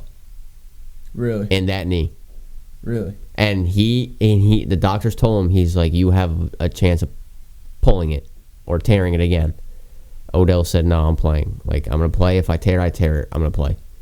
And he ended up tearing it because he was playing on no ACL already, and he just tore it. Oh, okay. That makes sense. So he played that through that whole game in the beginning with no ACL, basically. I don't know when he tore it the first time. I think it was kind of like 3 games before the Super Bowl, and he was still playing with a torn ACL. That's tough. Yeah, isn't it? Sense. So I would like that. And then what about any corner options available? Like, I'd like a number 2 corner. Corner. I'd like a number 2 corner because that would be really nice to have. I feel pretty good about that. Dude, if I keep I don't know any corners right now. If I keep Rhodes as a veteran safety, I love that. Oh, I love that. You definitely have to have veterans on the team. I love that because he's not going to be my starter. Yeah. But that veteran safety, maybe he gets half Leadership, to a third to half the plays. Like, that's good. 100%. What do we got? You got Marcus Peters. What team did he play for before? Baltimore. Yeah, Marcus Peters. Bradley Robbie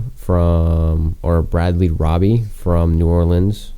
I don't really know. James Bradbury. What this sounds like to me is that we might have to draft a cornerback. You might have to. There's not a lot of good names here.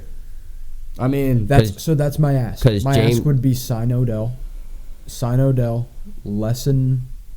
try to really force Zeke to lower his contract because of circumstances. You know who might be a good fit for you? And then draft a corner. Logan Ryan might be a good fit for you. Is that a free agent? I was going to say James Bradbury, but he's going to go back to the Eagles most likely. I don't know, man.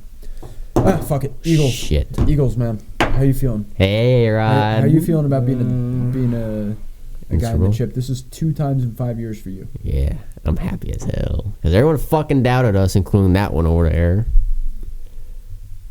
What do you got to say? I have no words. Let's just wait till then. All right. You got to beat Andy Reid.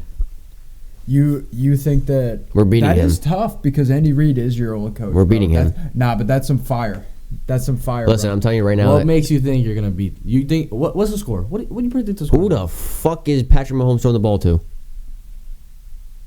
Just like this argument. Who the fuck was Brady throwing it to the year that was it the year before Deflategate or the year of Deflategate? Who the fuck was he throwing it to? Julian Edelman, Rob Gronkowski. Forget about those 2 names. I mean, yeah, 100. No, I'm not. I'm not saying that he didn't have star weapons. Patrick Mahomes doesn't have star weapons. Oh, okay. You're talking about Patrick Mahomes? Patrick Mahomes doesn't have star weapons like Jalen Hurts does, but Patrick Mahomes has been making it work. Is what I'm trying to say. Has Patrick Mahomes gone up against best duo cornerbacks in the league yet? I'm sorry? Best duo cornerbacks in the league. Mm-mm. Who are the cornerbacks he had to verse? I said no. No, I'm saying who are the cornerbacks he had to verse? I don't know. You tell me. That's what I'm saying. Buns. Pick them apart like this. You're not going to get that with James Bradbury and Darius Slay. I have a question for you. How is Mahomes' ankle? He says he's still dealing with it. Kind of like how Jalen Hurts is still dealing with his shoulder. Okay. I'll be honest, my money's on the Eagles. Unfortunately, it doesn't make me feel happy, but I'm gonna make a bet on the Eagles. That's what I'm gonna do because I think this game's gonna be really tough for Andy Reid to pull off. I feel like our defense is too much for them. I feel like Andy Reid already has Patrick Mahomes already went through his tenor of fucking losses, and everyone has to lose. Like Brady has his losses. Eli has his losses. You know what I'm saying? I think Andy Reid has been through his losses, and Patrick Mahomes does. You think it's a good game? Because I'm not gonna lie. I think it's a shootout. I think this is. I think it's a closer game. I understand what I just said, but it's a shootout. I think it's a good game. Honestly, I think it's a really good game. Minimal offensive game. I think it's a minimal offensive game. I don't think minimal. I think we're going to see everything we've seen coming up. I think we're going to see between 20 and 35 points. I don't see A.J. Brown having a big game. I see Devonta. You don't see A.J. Brown having a big game? I see Devonta Smith having a big game. You don't see A.J.? What? You don't see A.J. I don't see the Stars having a big game. You don't see A.J. having a big game? Why do you say that? Only reason because I was looking at stats. A.J. Brown when it comes to the biggest stages, not the biggest stages, when he faces, I think it's good secondaries because the Chiefs have a good secondary. Mm-hmm. He's I think bottom 20 in the league. Devonta Smith, when they played together this year. Devonta Smith is top 12. The only reason I feel like I agree with you on that because Devonta Smith is faster than A.J. Brown, and just because A.J. Brown's gameplay is for the Eagles. The gameplay is their first option is A.J. Brown. The Chiefs aren't going to let him run all over that. I don't know. As an Eagle fan, I don't know. I don't feel like A.J. Brown's the number one option. I think we're piping for a good game. What do you really I feel like we don't have a number one option. I feel like whoever the fuck is open, Jalen Hurts going to hit. I don't feel, after watching the whole Eagles season, I don't feel like, yes, A.J. Brown had big games, but I still don't feel like he's the number one option because of what Devonta Smith was doing. I feel like the Chiefs have an advantage because Jalen Hurts' shoulder. I don't. A.J. Brown is definitely a long ball threat. I think you take that away. I think A.J. Brown has to. But that's the thing. We only hit A.J. Brown if we're gonna do that. Any other route, we have a route built up for him. It's a slant route, and he runs for yards. That's No, how that's he what I'm is. saying. Like he's very good at is it RAC, run after catch? Yeah. Catch after run or run after Catch up the run, whatever. Yeah. Same thing. Yards after catch. yards after catch. Yeah, receiver. that's it. Yak. There we Yak. Yep. go. Always remember that from Stupid Madden. fucking thing. I remember that from Madden all day, every day, but baby. he's definitely a great yak receiver. So I just see the AJ Brown being very limited. That's why I feel like Devonta Smith is gonna have a big game. He's gonna be that X factor. Okay, I have a question now. And What? I must say, historically, great corners throughout the season, that goes all outside the window when the big game comes up. Look what happened to Jalen Ramsey. Got shit on. Bro, Market. Listen, I don't want to hear about Shit Jalen on. Ramsey. I feel like Shit he's on. overrated. No, but he was the top. He could be overrated because like he's very on and off. Like when he was with he had with the good Jaguars, seasons. Don't get me okay. wrong, but like it was very like okay when he had a good season. You get me? Exactly. So it's like He had okay, the good you season. had good this season, but what the fuck happened to the other seasons? You know what I'm saying? So it kind of makes your resume kind of like wishy-washy, up and down. You know what I'm saying? When it comes to Darius Slay and stuff like that, don't get me wrong. Like Darius Slay is a very good corner, but and when you have not saying when you have weapons like the Chiefs do, but the Chiefs have many different players that can get the job done. Like you said before, when you have a team full of players that have their head down and want to get business down, and I know Andy Reid runs that system very fucking tight. Andy Reid is a great fucking coach, and that's what you need. Your coach has been in the league for what, 2 years? I mean, coaching for 2 years. Look what he did in 2 years. Of course, look what Andy Reid has done though. Andy Reid's always been that though. I know, but like Andy Reid, when he was on the Eagles, they were good. But never won a Super Bowl. They never won a Super Bowl. When he went to the Chiefs, he went to the Super Bowl the first 2 years. The second year, maybe. I mean, Second or third. I'm with you there. Yeah, second or third. I know the first or second year they went to the AFC Championship. Because, First year he had Alex Smith. I know that for a fact. yeah, that was when Right. they lost to Brady. Yeah, they lost to Brady in that I year. think that's correct. Yeah. I think so because they came back versus the Colts. Okay. And then they first Brady, Yeah. I think. So, if I Andy Reid is remember always, that. he runs a tight program there. You know what I'm saying? So I feel like experience is what is gonna gear the Chiefs to make it a good game at least. Because statistically, the Eagles should shit on the Chiefs. We should or not. But it's a Super Bowl. I don't. Right. Think, Yeah. That's not like a. It's not very a footballish answer, but like who the fuck is Nick Foles, bro? Like. Where You know what I'm saying? Like, who the fuck don't is come after Nick Foles. bro? He beat the best. Don't come after It's Nick always the Foles. ass quarterbacks that beat Brady. You know what I'm saying? that's so funny. So like, you know what I'm saying? Don't come after Nick I Foles. feel that. Fuck Nick Foles. You want to talk some baseball, bro? Yeah, I still want to go with football right now. Though. What do you have on football? I What do you want have on to. your Eagles, man? That's what I'm gonna ask a question. Yeah. What's your take? I have two questions. Okay. 2 questions. Do you believe in the NFL? Because I hear this all the fucking time. Do you believe in the NFL there's such thing as an easy schedule? Yes. Really? 100%. I don't Really? think it happens. Hell on, yeah. Really? Yes. So if you're a pro NFL team and you have all-star players, they obviously are there for a reason. Uh-huh. Every team's easy. What do you mean? If you're a What does pro that mean? team, I don't think is such thing in the NFL as an easy schedule. Yes, some teams might be down bad, but like No, stop. Think about this. So, you have statistically, we have. Let's give think up about on the Buccaneers division, right? yeah, There's a certain amount of teams that are going to be more prone to face that division. That team's going to have an easier schedule, quote unquote. They're going to face more easy teams to beat, quote unquote. Just like that. yeah, just but what was it? The AL Central. The Look. AL Central in baseball. Right. That's my point. The right. fucking So you go Astros to are that. always that's gonna be on top. different. That's different. No, it's not. Baseball It's the from the same NFL is thing. different. No, it's But not. it's, Especially you're talking about now. pro. You said pro teams though. NFL, not baseball. But NFL is the same thing, bro. There's No, it's not. I feel like Because there's divisions that are not not- as much variables in football than there is in baseball. it's a lot of athleticism. But there's a lot of exactly. There's a lot of athleticism. There's a lot of variables. with So football, how too. does that make if you're a pro team, take it in baseball either? Any team can win any given day, right? Uh-huh. You have a bad day, whatever. of course. That's true, but over So- time you're looking at stats, man, and you're looking at stats. See, that's why I don't Perfect like. example. What did I hate tell you that. about the Vikings this year? They were a good team. Right, if you're but taking look at their fucking schedule. Look at them when it came down to it, they just didn't win games. If you're looking at stats, the Vikings were one of the best teams. Smacked. They lost to the fucking Giants as well. Don't matter. Stats say they're a good team. Stats. Yes, but they are a good But team. why The do you 73-9 fucking Warriors lost to LeBron. Stats can say whatever they want. If you don't execute, you're not like. Statistically, I will say this. But I don't like that I call it easy schedule. There's no such thing. Because the Vikings statistically should beat the shit out of all of the bad teams they beat, and the teams they lost to statistically they would actually lose to. Yeah, they should. But so they had an easy schedule because most of their games they were pitted against their opponent. They should have won, and they did win. They actually won the games they were supposed to win, and they came out of their schedule on top. Yeah. That's an easy schedule for the Vikings. They could have had a hard schedule where they played more games against the AFC instead, and they would have not came out with, would they have 14 wins?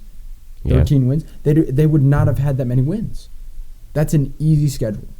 They had an easy schedule. It's luck of the draw.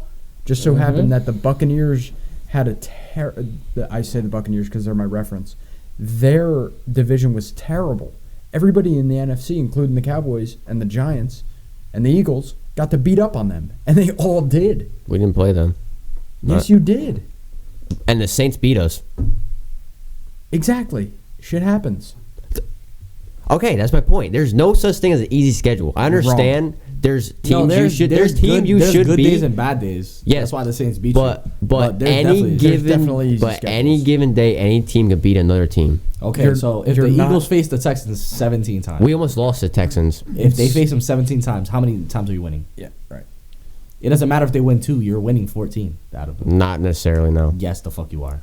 Not necessarily. Yes, you are. No, you're not. Okay, so replace the Chiefs with the Texans. In here. Talk, man, because Dan is so gone on this. No, I just don't like any sport. Like there's no you're a pro team. You're a pro team. How is it an easy schedule? I understand you should beat the team. I mean, but Dane knows I've been saying it's been an easy schedule for the Eagles this season. So. Yeah, because I guarantee you, if the fucking Cowboys made it, it'd be like, oh, we had the hardest fucking schedule ever. Oh, no, Cowboys had an easy schedule. Almost every team in the NFC had an easy schedule this year because of what happened in that one division. It would have been, honestly, I will say, I'm not saying that you guys would have lost, but it definitely would have been a closer game if Brock Purdy didn't get injured. No, it wouldn't. You guys had that first drive and didn't score until the second quarter. What? You guys had that first drive, right? Whatever drive you guys scored in the first quarter. Yeah. You guys didn't score until late in the second quarter. Okay. That defense was eating you the fuck up. It actually was 14-7. What? It was 14-7. What? What? We were up. But that's what I'm saying is you guys on multiple drives after your first touchdown. But if their defense was so good, why were we cooking? What do you mean? They were cooking at one point. They beat the shit out of San Francisco. And I'm saying obviously, but your defense can only play such good defense for so long. Understandable. You know what I'm saying? But if they're the best defense, why were we cooking the run game so much? Because in sports is a lot. Like I said, there's a lot of X factors and variables. And San Francisco should have beat us, correct? No, without Brock Purdy, no. Okay. I don't think San Francisco with Brock Purdy. Nah, I don't think. No, I don't think Brock Purdy. I don't think Brock Purdy would have beat you. Hold on. 100%. Addition to your question, I think it's a better question. I said I think it would be a closer game. Did the Eagles have an easier path to the Super Bowl than the Chiefs? Who did they face? The answer is yes. Who did they face in the first round? You cannot say no. Who did they face in the first round? You cannot say no. Who, Chiefs? Eagles. Division bye. Division bye. Well, like so first, did Chiefs. First, whatever. So Chiefs and Eagles both had division. Who did they face before the Niners? Giants. That's my point. But that's my point. That's my point, right? So you go. Wait! Hold your horses. The Giants were supposed to beat us because they were on a roll. No, because we were on a week bye.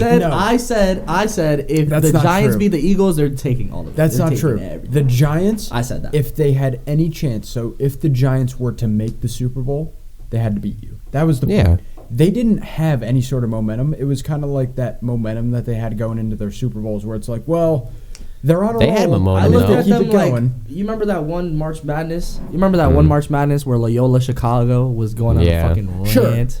Same. I feel like it was that. Same. So it's like if they keep it going, sure, you're gonna root for them all the Yeah, way through. But 100%. thing is, when they came up match to match to you guys, I'm sorry, guy, you were way favored. Yeah, Way obviously. favored. We And you beat come we into that beat them game 2-0. Way favored, right? Then they go into their game with San Francisco. Brock Purdy gets hurt, but honestly, I'll be honest, I had my money on the Eagles. Yeah, I did too. Way I'm big just time. saying it would have been a closer game. Way big time. I believe it would have been a closer game, but it would have been. I'm honest. but Just being honest, Eagles favored. Who did the Chiefs have? I honestly would have had my money on the Bengals. Who did the Chiefs Didn't. beat in not the first bye, but after, whatever. Was it Second the round. Bills? What, Was it the Jaguars? Bills? No, the no, Chiefs. Jaguars. Yeah, The Jaguars. Jaguars, who were on a roll. That was Ah, their, they did have momentum. right. That was They their came Did out the momentum, Giants and not- they did won the- their first Did round. the Giants not beat the Vikings? But they It won wasn't their That's first momentum. round. It wasn't more. Right. It wasn't more than To be a comeback honest, win. To be honest, the playoff. Giants were on such a roll. The Vikings seemed like they barely made it into the playoffs. As weird as their record was. Yeah, it didn't seem So- like they were a playoff team. So if the so let me get this straight. You're saying the Giants had no momentum? no, they I'm had not saying okay. that at all. They so had that's what I'm huge saying. momentum. Okay, that's what I'm saying. The Jaguars had momentum, and they almost beat the Chiefs. Right. Okay, In so in my Giants opinion, beat a the more Vikings. competitive- in a more competitive conference. Yes, Right. but the Chiefs were by far favored for that game. Should never been that Against close. the Jaguars. Mm-hmm. Right, but I think they were on closer levels than Okay. than supposedly what we were supposed to see by betting lines. Right, even go off that. Hold on. Eagles against Giants, Oh, sorry. Chiefs against Jaguars. Right, I think you see a more even competition. Technically speaking, Yeah, I think Chiefs and Jaguars. I think than you Chiefs, do. Okay. especially since But Chiefs don't have I know, but I wasn't offensive that, weapons. That wasn't where I was really going, but I'm just saying. Chiefs. So Jaguars had momentum. They won the division, got into the playoffs, beat the first time, reached who did they first play? Right. Who did they first play? But the Who? Jaguars. The Chiefs? Wait, hold on. Jaguars. That's important. Didn't I'm the gonna say Jaguars Chargers. win the division? Yeah, they won the division. Right. The momentum. Chargers. Okay, but who didn't win the division? Titans. Who came really far away from winning the division? The fucking Giants. You know what I mean? Like, Yeah, but that's not where I'm going with this. But that's a point to be made. That's a point, but that's not where I'm going with it. Jaguars had momentum. The Vikings were the favorite in the Giants game, correct? Giants were underdog. I think they were. Okay. I think that's correct. I So think they were. Giants won. That and the Chiefs won, whatever. That doesn't give you momentum being the team that you were going to lose to.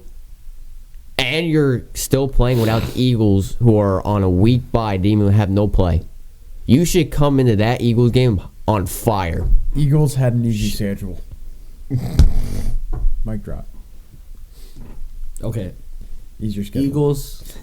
No matter what, everyone just Eagles- hates the fucking Eagles. No matter It's not what. that we hate the Nah, Eagles. It's I'm just we're rooting for the realistic. Eagles. in I this, but not understand really. that. I think I have my money on. Bro, you did not get as much shit as I got for Deflategate. First of all, I'm First of all. sorry, your team cheated. My fault. and we won the next year too. We didn't need to cheat. We honestly didn't. I need to understand that, but still, cheat. You know what I'm saying? it, So just, let's it start. just adds up. That's why. I get you 100%. I get where your frustration is, and I know why you're animated about it.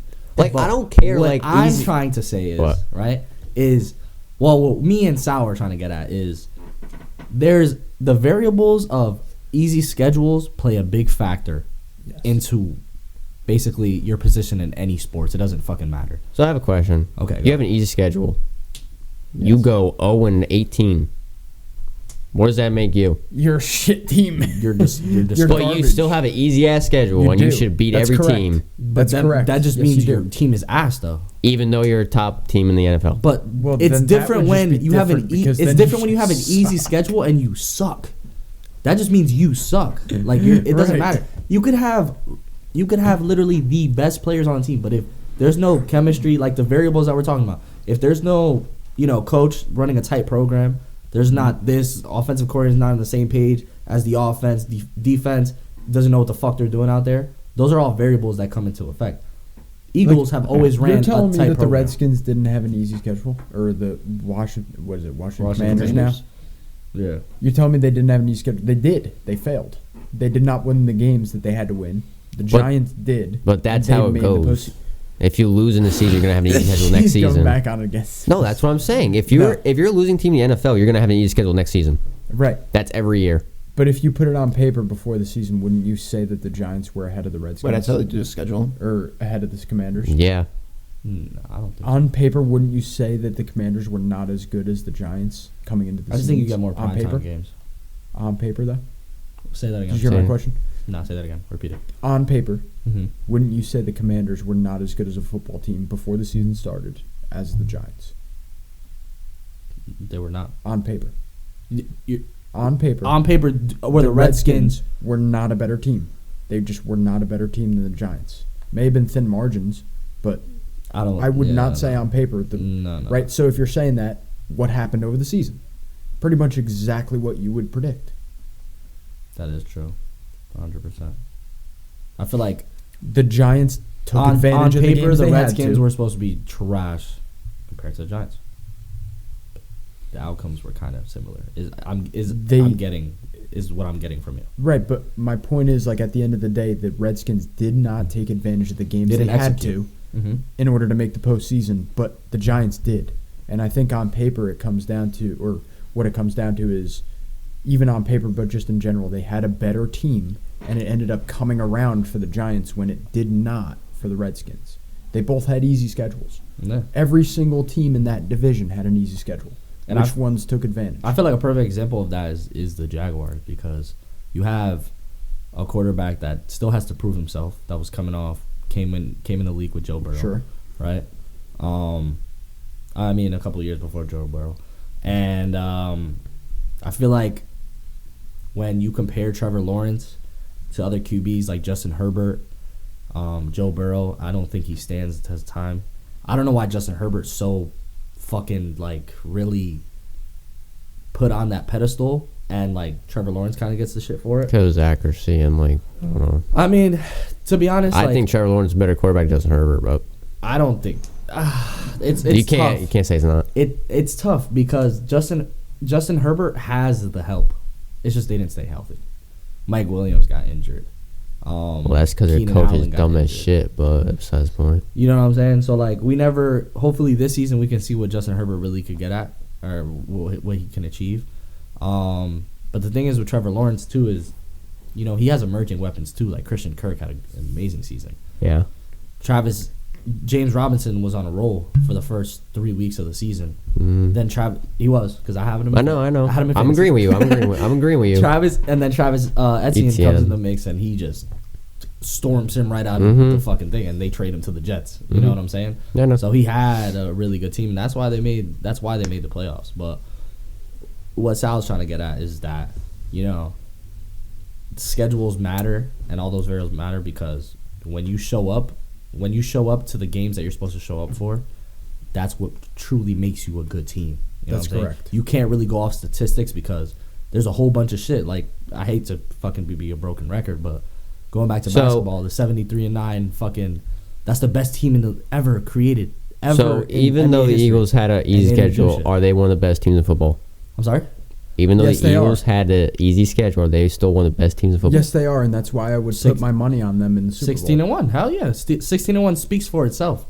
15-2, I think. No, I thought No, it was Did they only lost 14-2. one? 14-2? Who'd they lose to? I thought it was the Saints and what else? Yeah, that's another point I want to bring up. Did they lose 3 times? They lost to the Saints and Cowboys. Yeah, we beat them. That's right. Oh, I forgot about You wanna know Cowboys. why? You're right. Because Jalen Hurts was out. That was my second question I wanted to ask.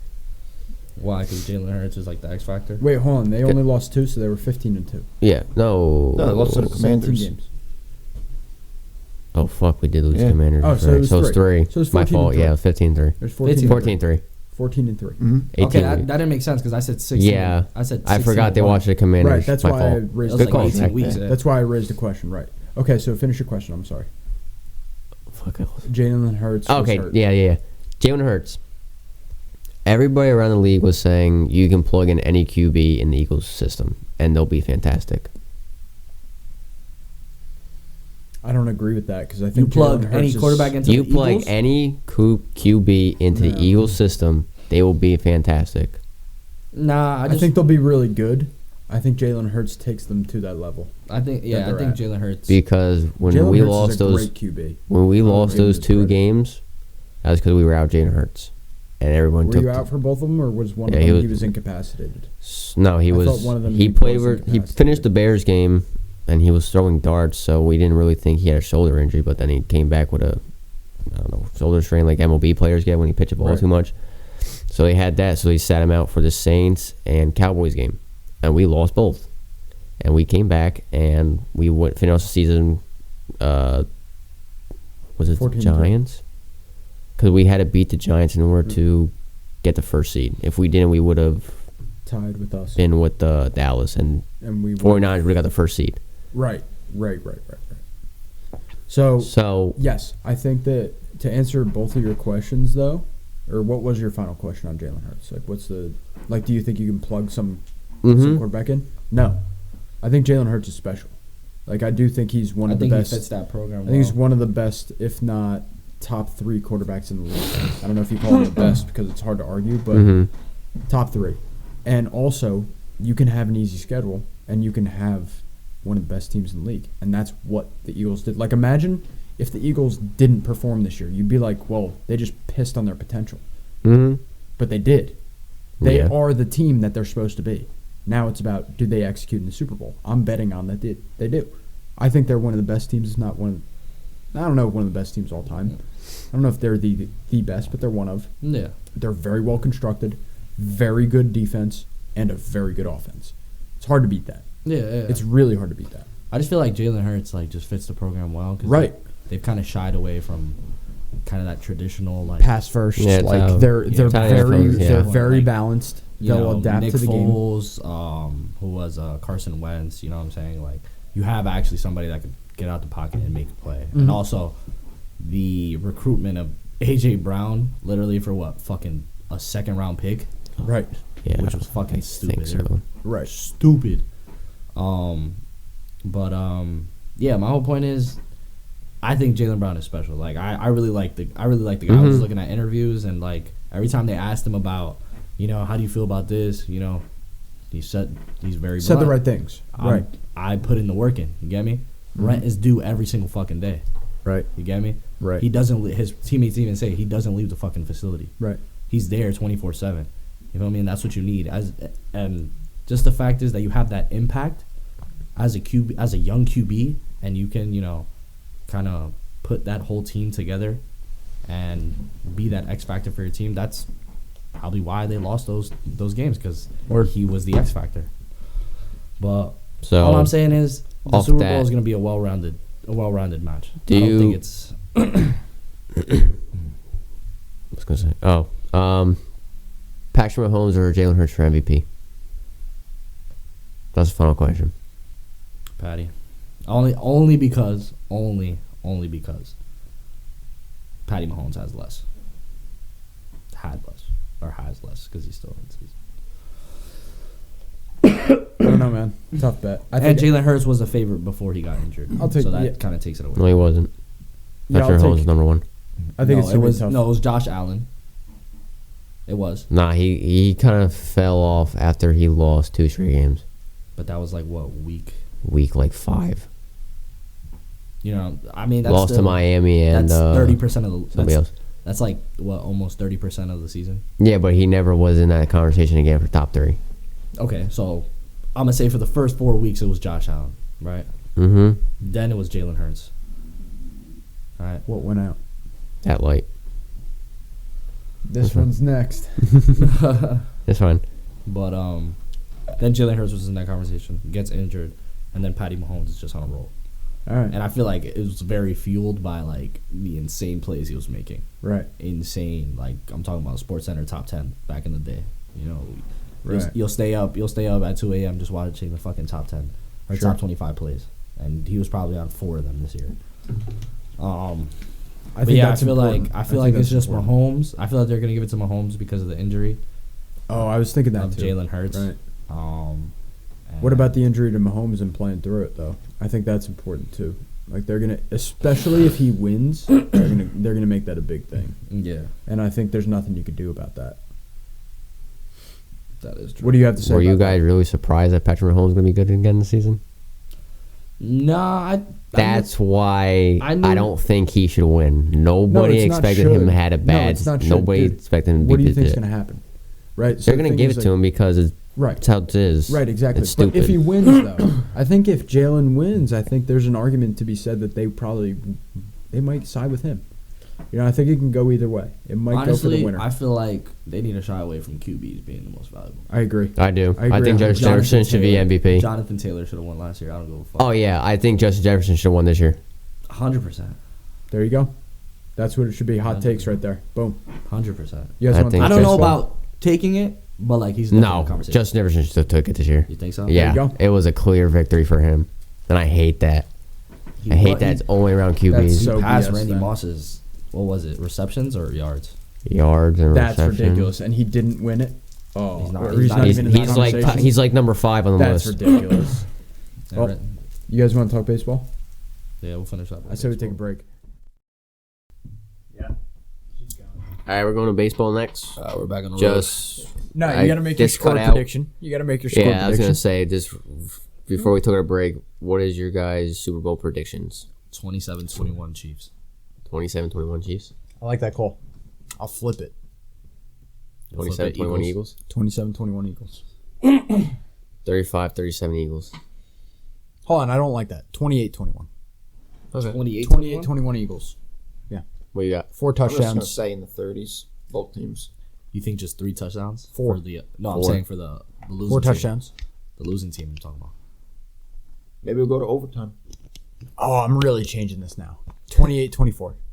28-24 Eagles. If over it's Chiefs. if I like 24, but if I say 24, I'm going 27 going still, or are big. you going like I'm big? going big. I'm going 34. Oh, okay. 34. Okay. 34. What do you 24. got? What's your Chiefs. score prediction?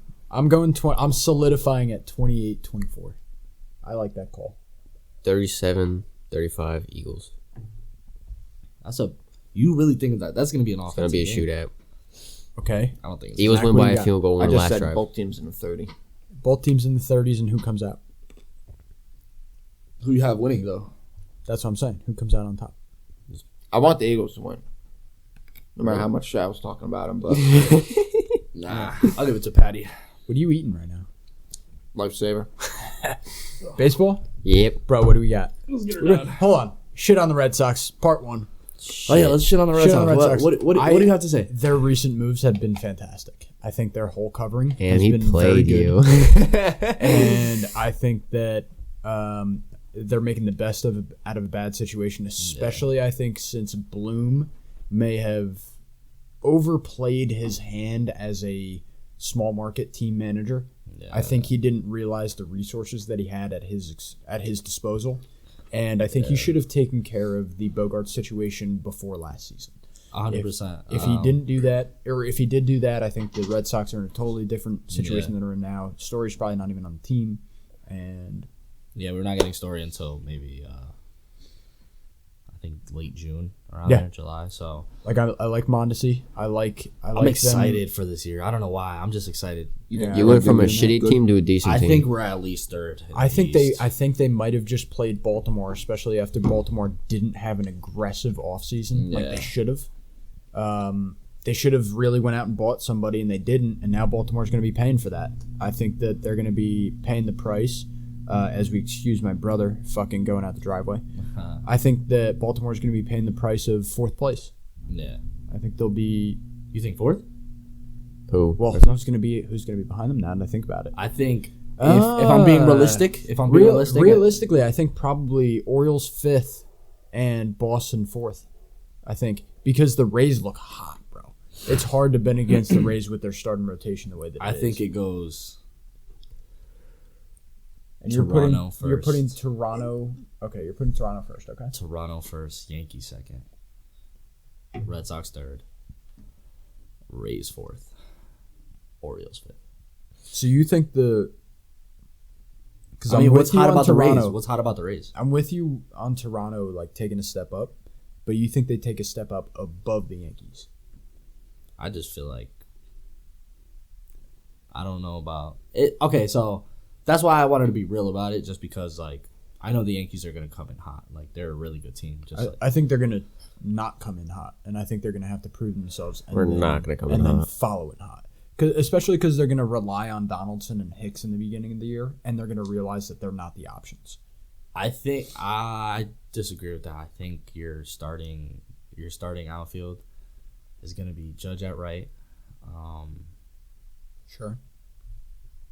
I want to say Harrison Bader at left. And who's in center? Your Dominguez? No, the other guy. I wish they'd call him up. But He's not ready. He's not ready. He's a catcher. I know. Jason Dominguez? He's a catcher. No. Jason Dominguez, he's Jason outfielder. Dominguez is center fielder. Really? Is that the one you're thinking about? Jason Dominguez. Yeah. With two N's at the last name? Or two N's in his first name? Yep. Yeah. Well, yeah. yeah. No, that's correct. That's the one you're thinking about? Yeah. So prospect. You're thinking that he we're was a calling catcher. But you're thinking we're calling Nah, him up? he's Like, a- who are you thinking? No. What's this guy's name? Hicks? No, he was a utility player for you guys. Oswaldo? Oswaldo Cabrera. In center? Why? I think you guys give him. Really? He played great outfield last year. He played okay outfield. That's the thing. For Hicks to replace Hicks, he played a great. Not better than Hicks, unfortunately. No, and I don't think you watched enough But baseball. you don't. Then No, I don't know. but I don't think you watched enough Yankees baseball to understand that Hicks is a much better outfield. But I don't think you understand how Hicks is literally the worst. Had one of the worst outfield resumes last year. He had a bad. How many bad plays did he have in the outfield? You think He the did. Yankees really give him that side? He again? did, and he's also not a left fielder. But when you're going to pull him in and say, listen, you're here and you need to learn how to play this and this will be your starting position, he'll be a better left fielder by far than he was last year. And he's way more talented and naturally an actual outfielder compared to Oswaldo. I don't know about center field, Oswaldo's but young. I definitely know you guys give Harrison Bader. I think you're crazy to say that Harrison Bader is not the center fielder because we have 1 year of him. We're going to push him to the limit. Okay. And probably use him. I can second that. And then Judge, unfortunately, didn't think- Judge is still going to get reps in center, which I don't like. But I he didn't is. think they would put Bader at center. They're gonna have to. I didn't think they would. They're gonna have to. It's not a have You guys to. have a lot of depth there. You guys It's not a have have lot to. of He's one of the best defensive center fielders in the league, and you have to play him there because he's a plus. 100%. Judge plays a lot better metrically and as a plus to your team in right than he does in center. He has a cannon. and Sure, right field give is him a his fucking because he short porch. wants to. Apparently, he wants to play center. Give him his 15 games in center when Harrison needs to sit. Sure, but other than that, he really shouldn't be. And then you need a left fielder. That's the Yankees' problem right now. And the problem is, in my opinion, they're going to start Aaron Hicks, and they're going to realize that that's an issue, and then it's going to be who's the hole filler. You know, What do you think your infield is going to look like? Unfortunately, it's going to be Donaldson at third, but I do think they'll go Peraza at short. I think that they will sit IKF. I think that IKF will be the eventual replacement for Donaldson. Donaldson's, I don't know.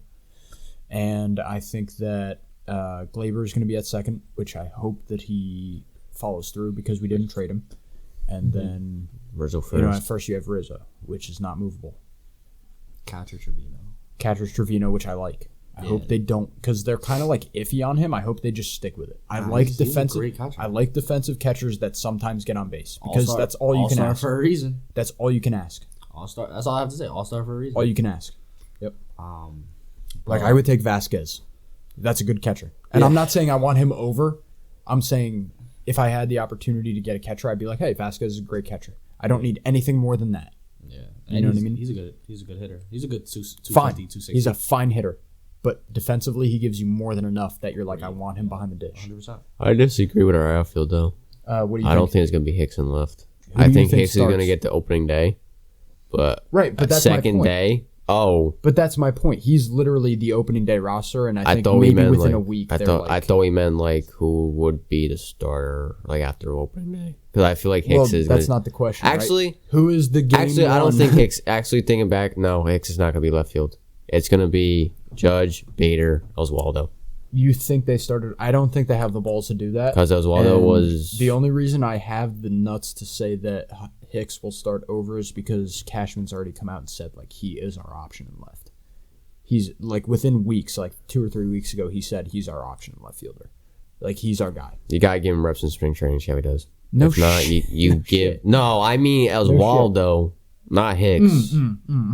See what he does. I agree. I don't think they will. I I think know. that Oswaldo's going to be utility, and he should be. He And should. I think- but And I think we need a left fielder, man. You do. It's tough. You need a left fielder and third baseman.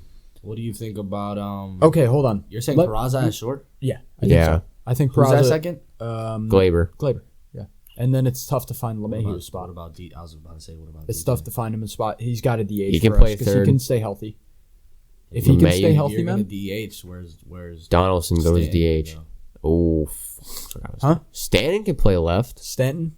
I think you give. I think you have to Oh. split 15 him. games. I think you have to split. So this is the deal. You split Stanton's time between left field and DH. You try to make him left field as much as possible away from Yankee Stadium because of all the grass and left center. Right? Left center to pole. It's just not a good time for left fielders. All right. So you avoid his play at Yankee Stadium. Then DJ is your other kind of utility. Unfortunately, you have two utility guys. You have DJ and you have Oswaldo. That's your working. And that's the tough part. That's why moving Donaldson is so critical.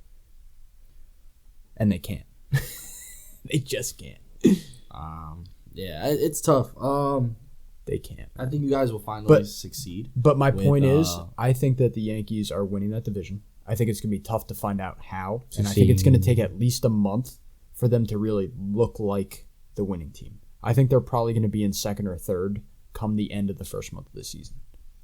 Then they pick it up. Okay. Now, as the finishing rankings, dude, I do not think that Boston finds 3 only because Rays, look at Jeffrey Springs, McClanahan, Glasnow's coming back. Sorry. See ya. Goodbye. Glasnow? Goodbye. Glasnow still on. Glasnow. See ya. Am I tripping that he got I thought he traded? was on Padres. Did he get traded to the Padres? Did he get traded while he was hurt? What's his full name? Tyler Glasnow, bro. Go check him. Thought he was still in the Rays. I could be crazy. No, he's still on the thing. Yeah, he's still on the Razor. I know my baseball, and so you're telling me that Boston's going to beat that in a 3-game series or a 4-game series? Yeah. No. No. Definitely. No. Who's their starting rotation? I mean, for Boston. the Red Sox, Yes. we have Garrett Whitlock. He was a reliever. Now he's coming into the starting. We have a healthy Chris Sale. Hopefully. Coming back. No, he's healthy. Hopefully he stays healthy. It's my point. Yeah, Hopefully he stays healthy. healthy. We have an emerging great, could be our ace in a couple years, Brian Bello. Agreed. We have a reliable, give you good 5 innings, Corey Kluber. James Paxton coming to the mix. 4-game series. That you shouldn't have even included that because that brings your value down a lot. So, 4-game series, including James Paxton at this point in his career. Oh, at this point in the career, but I'm That's talking my about point. We have, But that's my point. We So have a you're talking about a reliable- 4-game series or a 3-game series, but that's why I say and third. you're matching up against those guys I just mentioned. Yeah, but you're going up against. Okay, so you have a great starting pitching, but who the fuck do the Rays have on offense? I'm not saying They have major league plus hitters at every position. I'm sorry, but They're not amazing. They're plus hitters. I'm sorry, but Randy Arozarena didn't cut it last year. But Hopefully he's he comes back. But he's going to do it this year. How do you If know not, that, though? if not at a plus level, at a league average level, and then you still have Juan Franco, right? Emerging. Still have Adames there, correct? Pretty sure, yes. And then No. I don't know if they still do G-Man Chile Willie over at Adames? first. Did they move him? They might have moved I him. might have seen he went to the Brewers. I don't know if he came from the Brewers or he. Right. No, I think you're right. It's either one or the other. Let's look. Right. I want to see that Rays field, and then I want you to talk it back to me because they're also going to have that young guy going again. Is it Meadows? They got Meadows. I like Meadows a lot. Austin Meadows. Hold on, let me see. Let's look up. Just Rays. Oh well, I looked up. Just Rays Tampa roster. Bay's roster. The first name come up, like literally, like under was Randy Arozarena. There you go. Okay, we have Yandy Diaz at third. Like that. That's He's that's a good bat. It's not a great fielder. It's a good bat. Jose Siri, they signed him from the I like him. Astros. I He's like really him. Good. Unfortunately, he's not as good of a bat as you want, but he's solid. No, he's solid. He was at some point in the year. Him and Jeremy Pena were going back and forth for Right. for good rookie hitters on the Astros. I'm sorry, I just don't really see like Keep going. this team. Brandon Lowe. Brandon Lau, you don't like him? I'm a big fan. Rays? I'm liking these players. You know, I like that. I think Brandon Lau batted, if I'm not mistaken, he was like 280 with like 20. I think it's high 270s 270s or low 280s. Yeah. He's Sure. good, but I just don't see this team as But that's what I'm saying. better Back that than up the with Red the Sox. pitching. But back that up with the pitching. It's so much better than the Red Sox. It's actually in another league compared to the Red Sox. I think the Red Sox made great moves. That's what I'm saying. I think they're still forward. Because you're putting that behind the Rays. And then you still have the fucking Blue Jays and the Yankees to deal with, who are both above the Rays, in my opinion. So, dude, the AL East is... Let's compare the starting The AL lineup. East is by far and away, in my opinion, just it's going to be really hard. Can I get my prediction of Sure. these things? Hop in. What do we got? Yankees 1. Red Sox 2. Blue Jays 3rd. Orioles 4th. Rays 5th. You make the Rays fall down that far. I don't think the Rays are going to have a good season. I think you're out of your mind. Let's compare you're these out of your starting mind. lineups. We have Out of your mind. Go ahead. Yandy Diaz, Sure. Wander Franco, Arozarena, Hamley Ramirez. I don't know what it is. You know Choi. who Hanley Ramirez is? Not Hanley. Hamley something. Oh. Hamlin. Ramirez, Choi, Isaac Perez, Manuel Margot, C. Betancourt, and Jose Citi. Sure. Okay. That's your starting nine. Our starting nine is Matasaka Yoshida. Question mark. Yeah, but Good question mark. Good question mark. Good You know? question mark, but question mark. Kike Hernandez. Question mark. He's going to be starting shortstop. If he stays healthy, he could be. No, but he's going to be starting shortstop. You know what I mean? Like that's No, yeah, of course. That's a big question because that's going to be a dip on his offense, Rafael Devers, right? Justin Turner, Tristan Casas, Adam Duvall, Alex Verdugo, Christian Arroyo, and Reese. I forgot you had Verdugo. So I that don't three think- you mentioned right there is huge. How they play. So Devers, obviously, he needs to play to his potential, right? And then you have, forgive me, follow him up. I think you had Turner. Justin Turner. Okay. Does he Great continue the way that he played the second half of last year? Because if he does, then I think almost no doubt they have a better offense. He's a left And field. then He's a left field hitting monster. Tristan Casas, if Casas actually has a good season and doesn't flame out, which, sorry to say, I'm kind of not a big hype man on him. I think that he's not as good as we think. But he could You don't be. think he's better than But he Bobby, could be. Bobby Dahlbeck? But he could be. Oh, no, I do. The thing is, like, do I think he Dahlbeck. reaches his potential? I don't think that I Casas... think he does Who? because You the last do. half Who? of the last half of the year he was showing great. Who's stuff. Understand Dahlbeck? my point. That's why I'm Dahlbeck? rating... No, this is Tristan why Casas. I'm rating Oh. the Red Sox lower than the Rays. I don't Because you see- feel like it's a shorted year for us. it's Like it's too more like much. A breezy year. It's too much. You're betting on guys actually performing in a way where the Rays are consistent, right? And the Rays, you're kind of betting on a little bit of bump, but really staying the same. Where the Red Sox, you're hoping for a jump from 5 to 3, right? You're hoping for is Casas finally takes off. You're hoping for Justin Turner continues second half of last year, and you're hoping Devers doesn't have a down year. If you get all What do three of you those predict- working, You're then pre- you're better than the Rays, and I agree. okay, and you're banking on Randy Arozarena having a comeback Fine year. A comeback year. Not even a comeback year, a fine year. Better than last year. But why wouldn't you? That's why I put him 5th. But why Better wouldn't than you last put year. that? So you'll bank on Randy Arozarena having a better year Than last year. Not even a spectacular year. Sure. I'm not saying that he won't do better. I'm saying I'm you're banking also- on the fact I'm is that also Arozarena thinking- would have a better year Because a big than factor who did in you, this thinking. than Justin Turner, who's a veteran in this league, and Right, has and had- that's the thing. Like he's a great aged, hitter though. with He's a left aged, field though. with a short left field porch. It's my bet. And also, big point here too is that I think that Franco takes over that Devers spot where there is no Devers on the Rays. That's just missing. There is no solid offensive unit on the Rays. I think that Franco finally finds his average this year. Maybe not the power, but I think he finally finds the average this I don't year. think so. I think so. I don't think Franco. I think is, he finds it too late. I don't think Franco is up to par with I don't think he's at his height. I don't even think close. I don't think he. But I don't even think close. I think hope Tristan you understand Casas that. is definitely. You think he's up to the height? He is. That's because- huge. But that's huge. So if he is, and our like, if utility he is, players though. as well. We have Rob Ruff Snyder that batted. that's an old Yankee guy, yeah. That batted huge. what 306 for us. Yeah. Appeared in like Yeah. 80 games. Right. Mm-hmm. Very good. We have Colton Wong. Colton Wong is we brought him up. Did a little bit, like but he's still Colton young. Wong. I like Colton Wong. Went down, absolutely killed the ball, killed it. I think he's batting like 326 in like maybe like 50 games. Insane. So we have him. We have a lot of veteran leadership with Adam Duvall as well. Adam Duvall is still a Good great bat. Batted 270. And we have a superstar coming from Japan, Matsuyama Yoshida. That comes with a question mark because we don't know how he's going to do. Right. But if we go back from It's past, a good question mark. if we come back It's a from good question past prospects that the Red Sox have drafted, Right. Koji Uhara.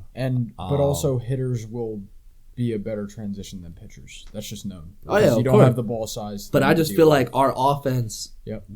Boston's offense has always been there. I think that the Even- biggest question mark to me, I got to be honest, is Casas. If he doesn't pan out, I don't know if you have that 1-2 punch of Devers Casas that you hope to have. But that's the thing. Our 'cause you 1-2 don't have punch pitching. isn't Casas and Devers. But you want it to be. No, And- I'm no, you fine do. with I'm fine with my 1-2 punch being Devers Sure. with Verdugo. Verdugo is a great hitter. Really? You think Verdugo- so? yeah, Verdugo really has puzzles me. Verdugo I has agree with what Verdugo. he'd say. Literally Really? Yeah. coming into the Red Sox, he's had the hype Oh, he to has a lot of hype. replace He has to a lot of replace hype. to be that Mookie big Betts. Poppy-esque player. He Well, has he's Mookie Betts' replacement is what he's supposed to be.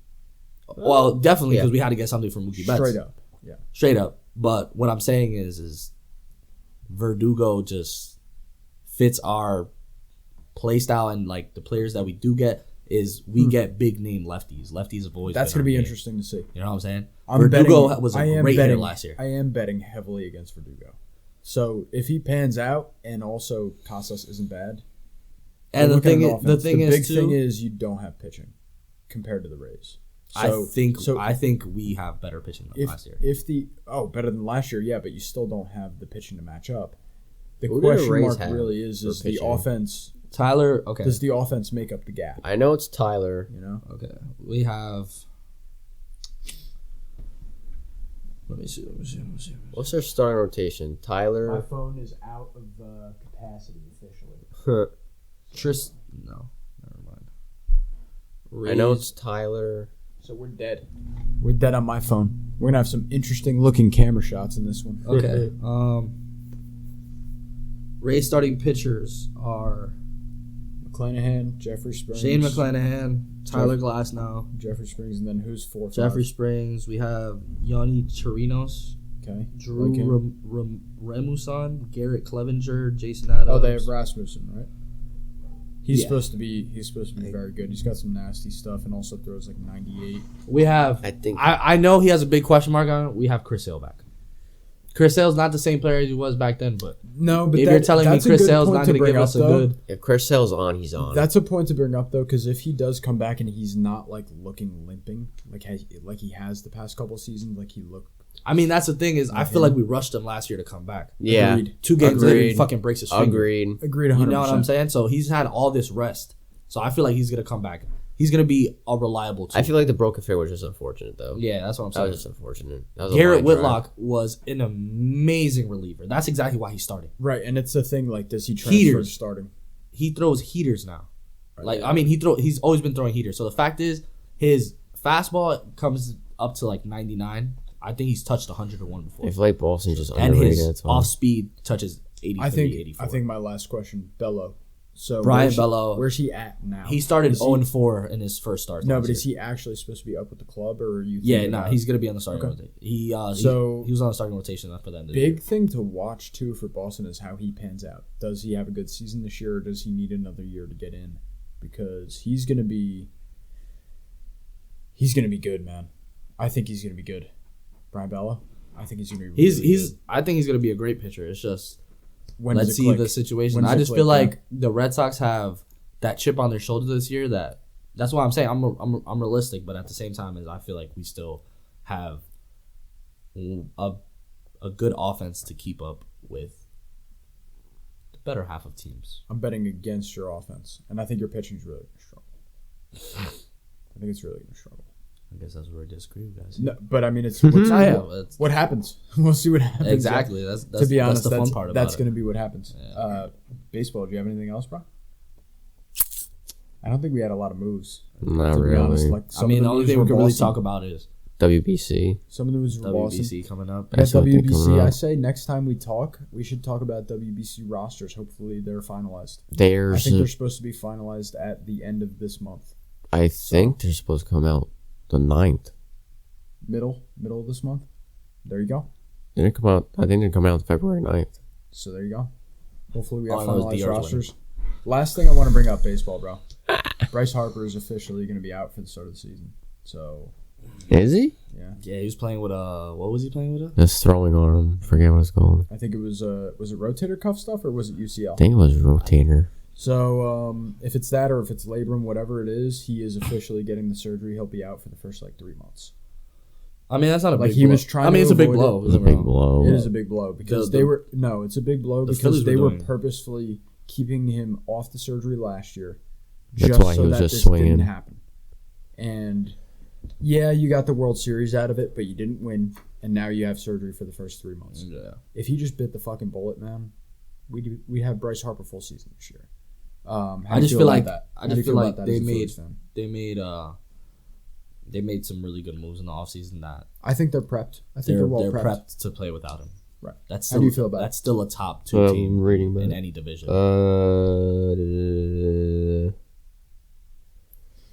He's having Tommy John. Yeah, so Tommy UCL. John recovery. So it's UCL. Yeah. Right, so that was elbow.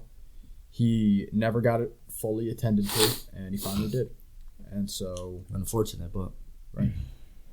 Tatis coming back after the first 20 games of the season. Yep. And then I don't think we could stop baseball yet. Trevor Bauer. You think he's getting signed? Oh, of course, definitely. Okay. Zach, you think Trevor Bauer's getting signed? You think he's got a contract or what's up? Honestly, I don't even know who that really is. So you know Trevor Bauer? All right, I'll catch you up. He's a pretty, I would say, all-star level pitcher. Not Cy Young quite, but pretty good. And he had a domestic abuse case brought against him that he won, and he's even got litigation going back against the females that alleged against him. But with the allegations, he was suspended immediately. And when was this? On the allegations, that was, a year and a half ago? About? Yeah. I think. Year and a half ago, he got suspended. They appealed his suspension this year, and he won. So he's eligible to start playing at the start of this year. The Dodgers had the option to keep him, or they had the option to release him. Oh, that's the guy that nobody really liked, right? Right. Yeah, okay, I know who you're talking And so about. Now he's a free agent. He got released by the Dodgers. I don't think he's going to get signed. You don't think No. so? Okay. No, I don't think so. Interesting. I mean, he could sign. Though. I think he's going to sign somewhere. It's going to be you tough get for Trevor him not Bauer to. for he could sign for Anything. what was it 500? No, he has to sign for a limit. He's going to Boston. No, It's he's at least if nobody takes him, I'm sure at a time limit, it's going to be like, well, he could take a veteran minimum. He's going. That's to what I'm saying. The veteran minimum is $526,000. He's going to Boston. Correct. I think it's $5. No, He's veteran going to minimum. Boston. Veteran You think minimum so? for him is I $1 million. think Boston will pick him up. His minimum is $1 million. For you to add depth, he's going to go to Boston. No, he could sign. The minimum he could sign is 526. He can't because he's a veteran. No, they literally said it. He said they could sign, like Trevor Bauer can sign for this. I don't think that's possible because he has too much service time. That might be like what the article said, but he has too much service time to qualify for that contract. Supposedly Bryce Harper's out till All-Star break. Right. That's crazy. That's what I said. Or is that more than 3 months? That might be more than 3 months. Yeah.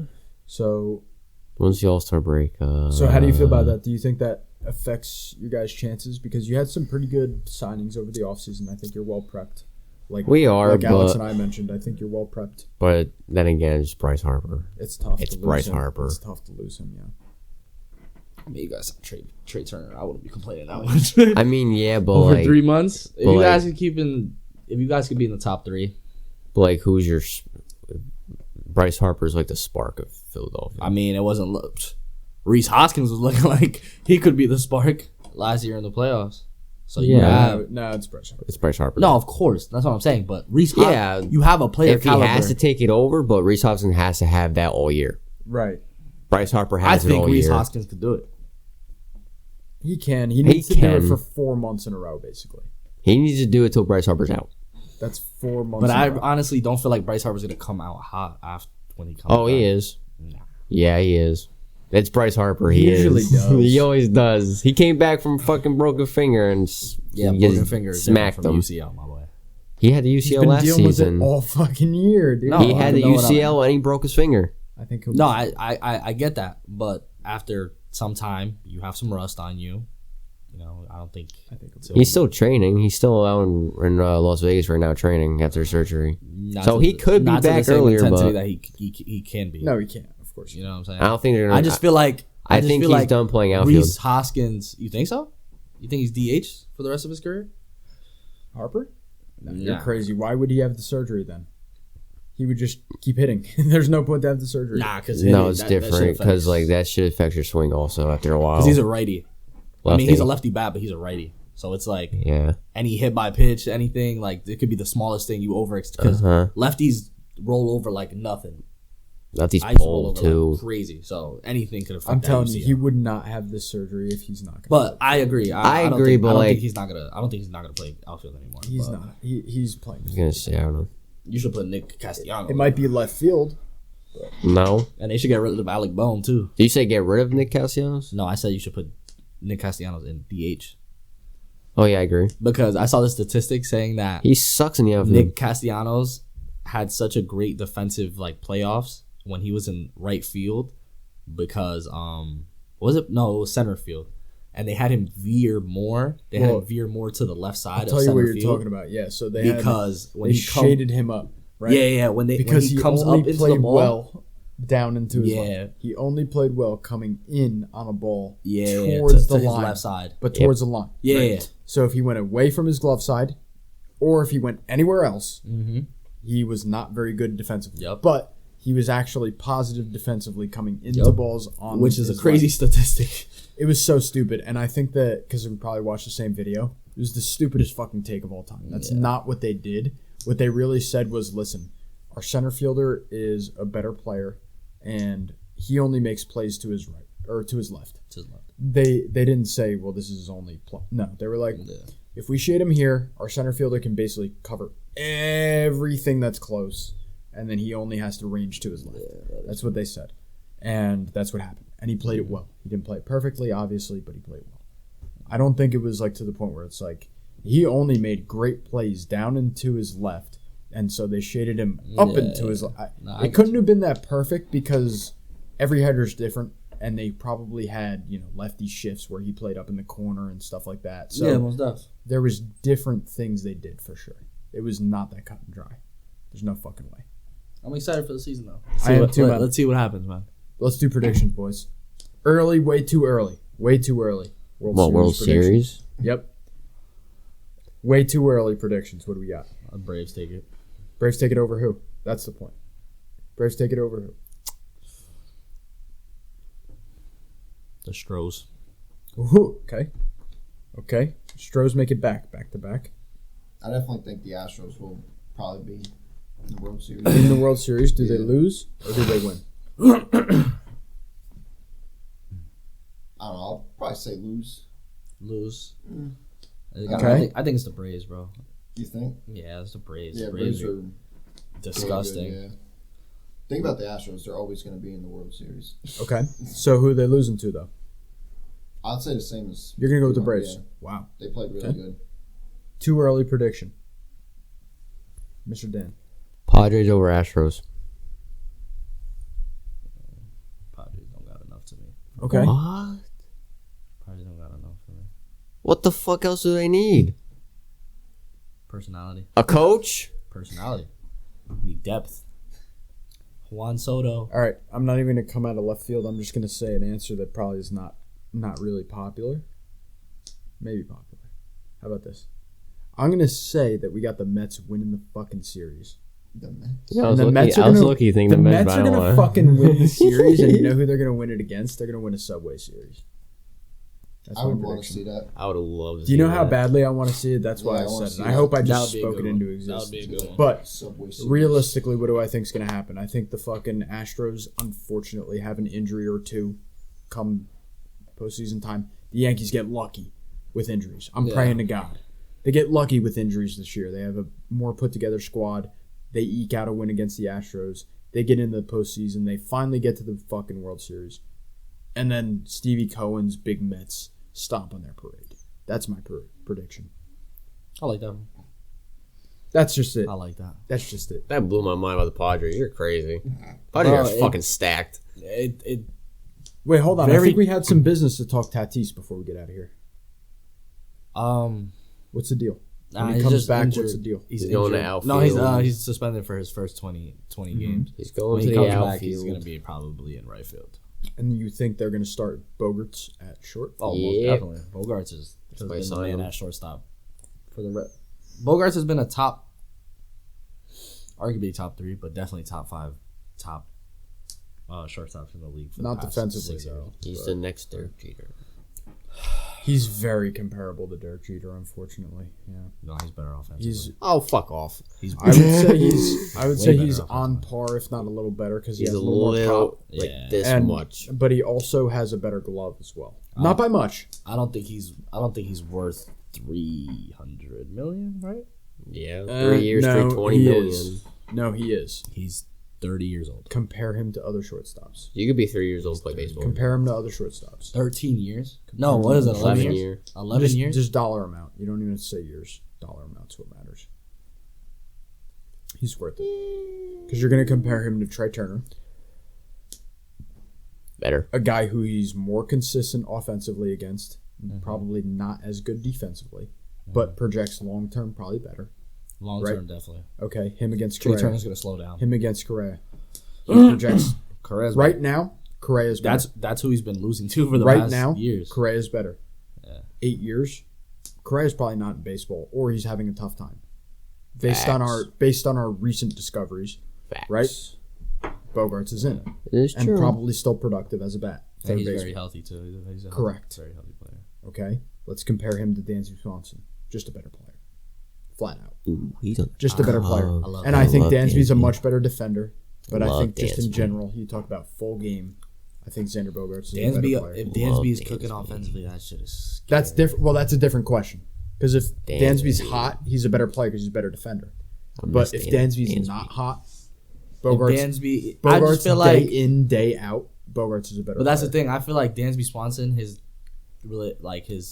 position with the Braves, he had the most perfect position ever. Correct. He didn't. Yeah. He did. The pressure wasn't on him, but he Correct. was still batting 270 Right. with at least 15 home runs. But he didn't. On but base. all You know he what's had funny? to do was just show up to the yard. I don't think the pressure is on Dansby and the Cubs. I think it's on Cody. That's what I was gonna say. no, No, it's only on Cody. It's only on Cody because he's on a himself. 1 year deal. Yeah. It's on Cody for it's himself. Cody for himself, but it's Dansby for the team. Because No, I think it's. I think Cody right now. I think it's. no, what's this guy's because he's going to be the guy. It's a lot man. of players, to be honest. It is a Yeah. lot of players, 'Cause but it's it's like- Dansby, dude. Because There's at the end so of the many day, emerging players. Like Think about this. Nick Madrigal. at the end of the day, You have. think Cliff about Frazier. this. Think about this. Bellinger's hitting 162. He's not Cliff Frazier no more. Hold on. He's Jackson Frazier. We He's already talked Jackson about this. Frazier. You But- changed his name. Yes, Yeah. changed his name. We found it out the other day. We were talking. Fucking But, weirdo. okay. Sorry. Cody Bellinger's batting 162 in June. You think they're not just going to cut him? He's on a 1 year deal, bro. Nobody wants him for a trade. He's batting 162. You think they're not just going to cut him? Dansby Swanson's got shit to fucking pay. He's got hell to pay if he don't make this team work out in 3 years. Cody Bellinger, if he hits 342 this year, he's signing another deal and he's gone. He doesn't have shit to pay at the end. Dansby does. That's why Dansby has the pressure on him because he signed this deal. Even though it's less than the other shortstops by a lot, he's got hell to pay if he does not actually come up with a playoff appearance, say. I don't think I agree with you. I just think Cody Bellinger's He has the pressure this year, and I has fucking more to agree. prove just because the Cubs signed him. Fuck right, but he doesn't have more to prove to the Cubs. He has more to prove. Oh, for himself. to the league. I agree. He has more to prove. Okay, to the 100% agree. Because that's the thing. They signed him to a 1-year deal. Exactly. Dansby, it's a long-term deal. So That's my point. But that's Nah, exactly my point, right? Because Dansby has something to prove, not only to the league that he is better than Correa, better than Trey. Yeah. Even though he might not be, he has that to prove. Oh, of course. Where Cody Bellinger has to prove that he's not a bum. Yeah. Like no, that's obvious. Yeah, like that's his 100%. proof, and he has 1 year to do it. Dansby has a big contract, but if he doesn't prove it, like he's gonna get shelved to third, and that's gonna be his career. Yeah, passed around. Right. But, That's huge, man. I think that puts the pressure more on Dansby. Maybe even not even this year, but in total, he's got a lot more shit to deal with as the Cubs guy. I agree. That's what I got on baseball, dude. You guys done? Yeah. Fuck right. Be lucky to get this thing edited properly. So it's gonna be audio probably. At the end of the day, we get all this shit set up, and it's all for audio. Nah, we're gonna get this shit. Hopefully. Everybody's tired. Yeah, I'm done. I'm out of ideas. I'm done. Gotcha. Hit the road, Jack. Peace. Hit the road, Jack. Peace. Have a good one, y'all. Deuces.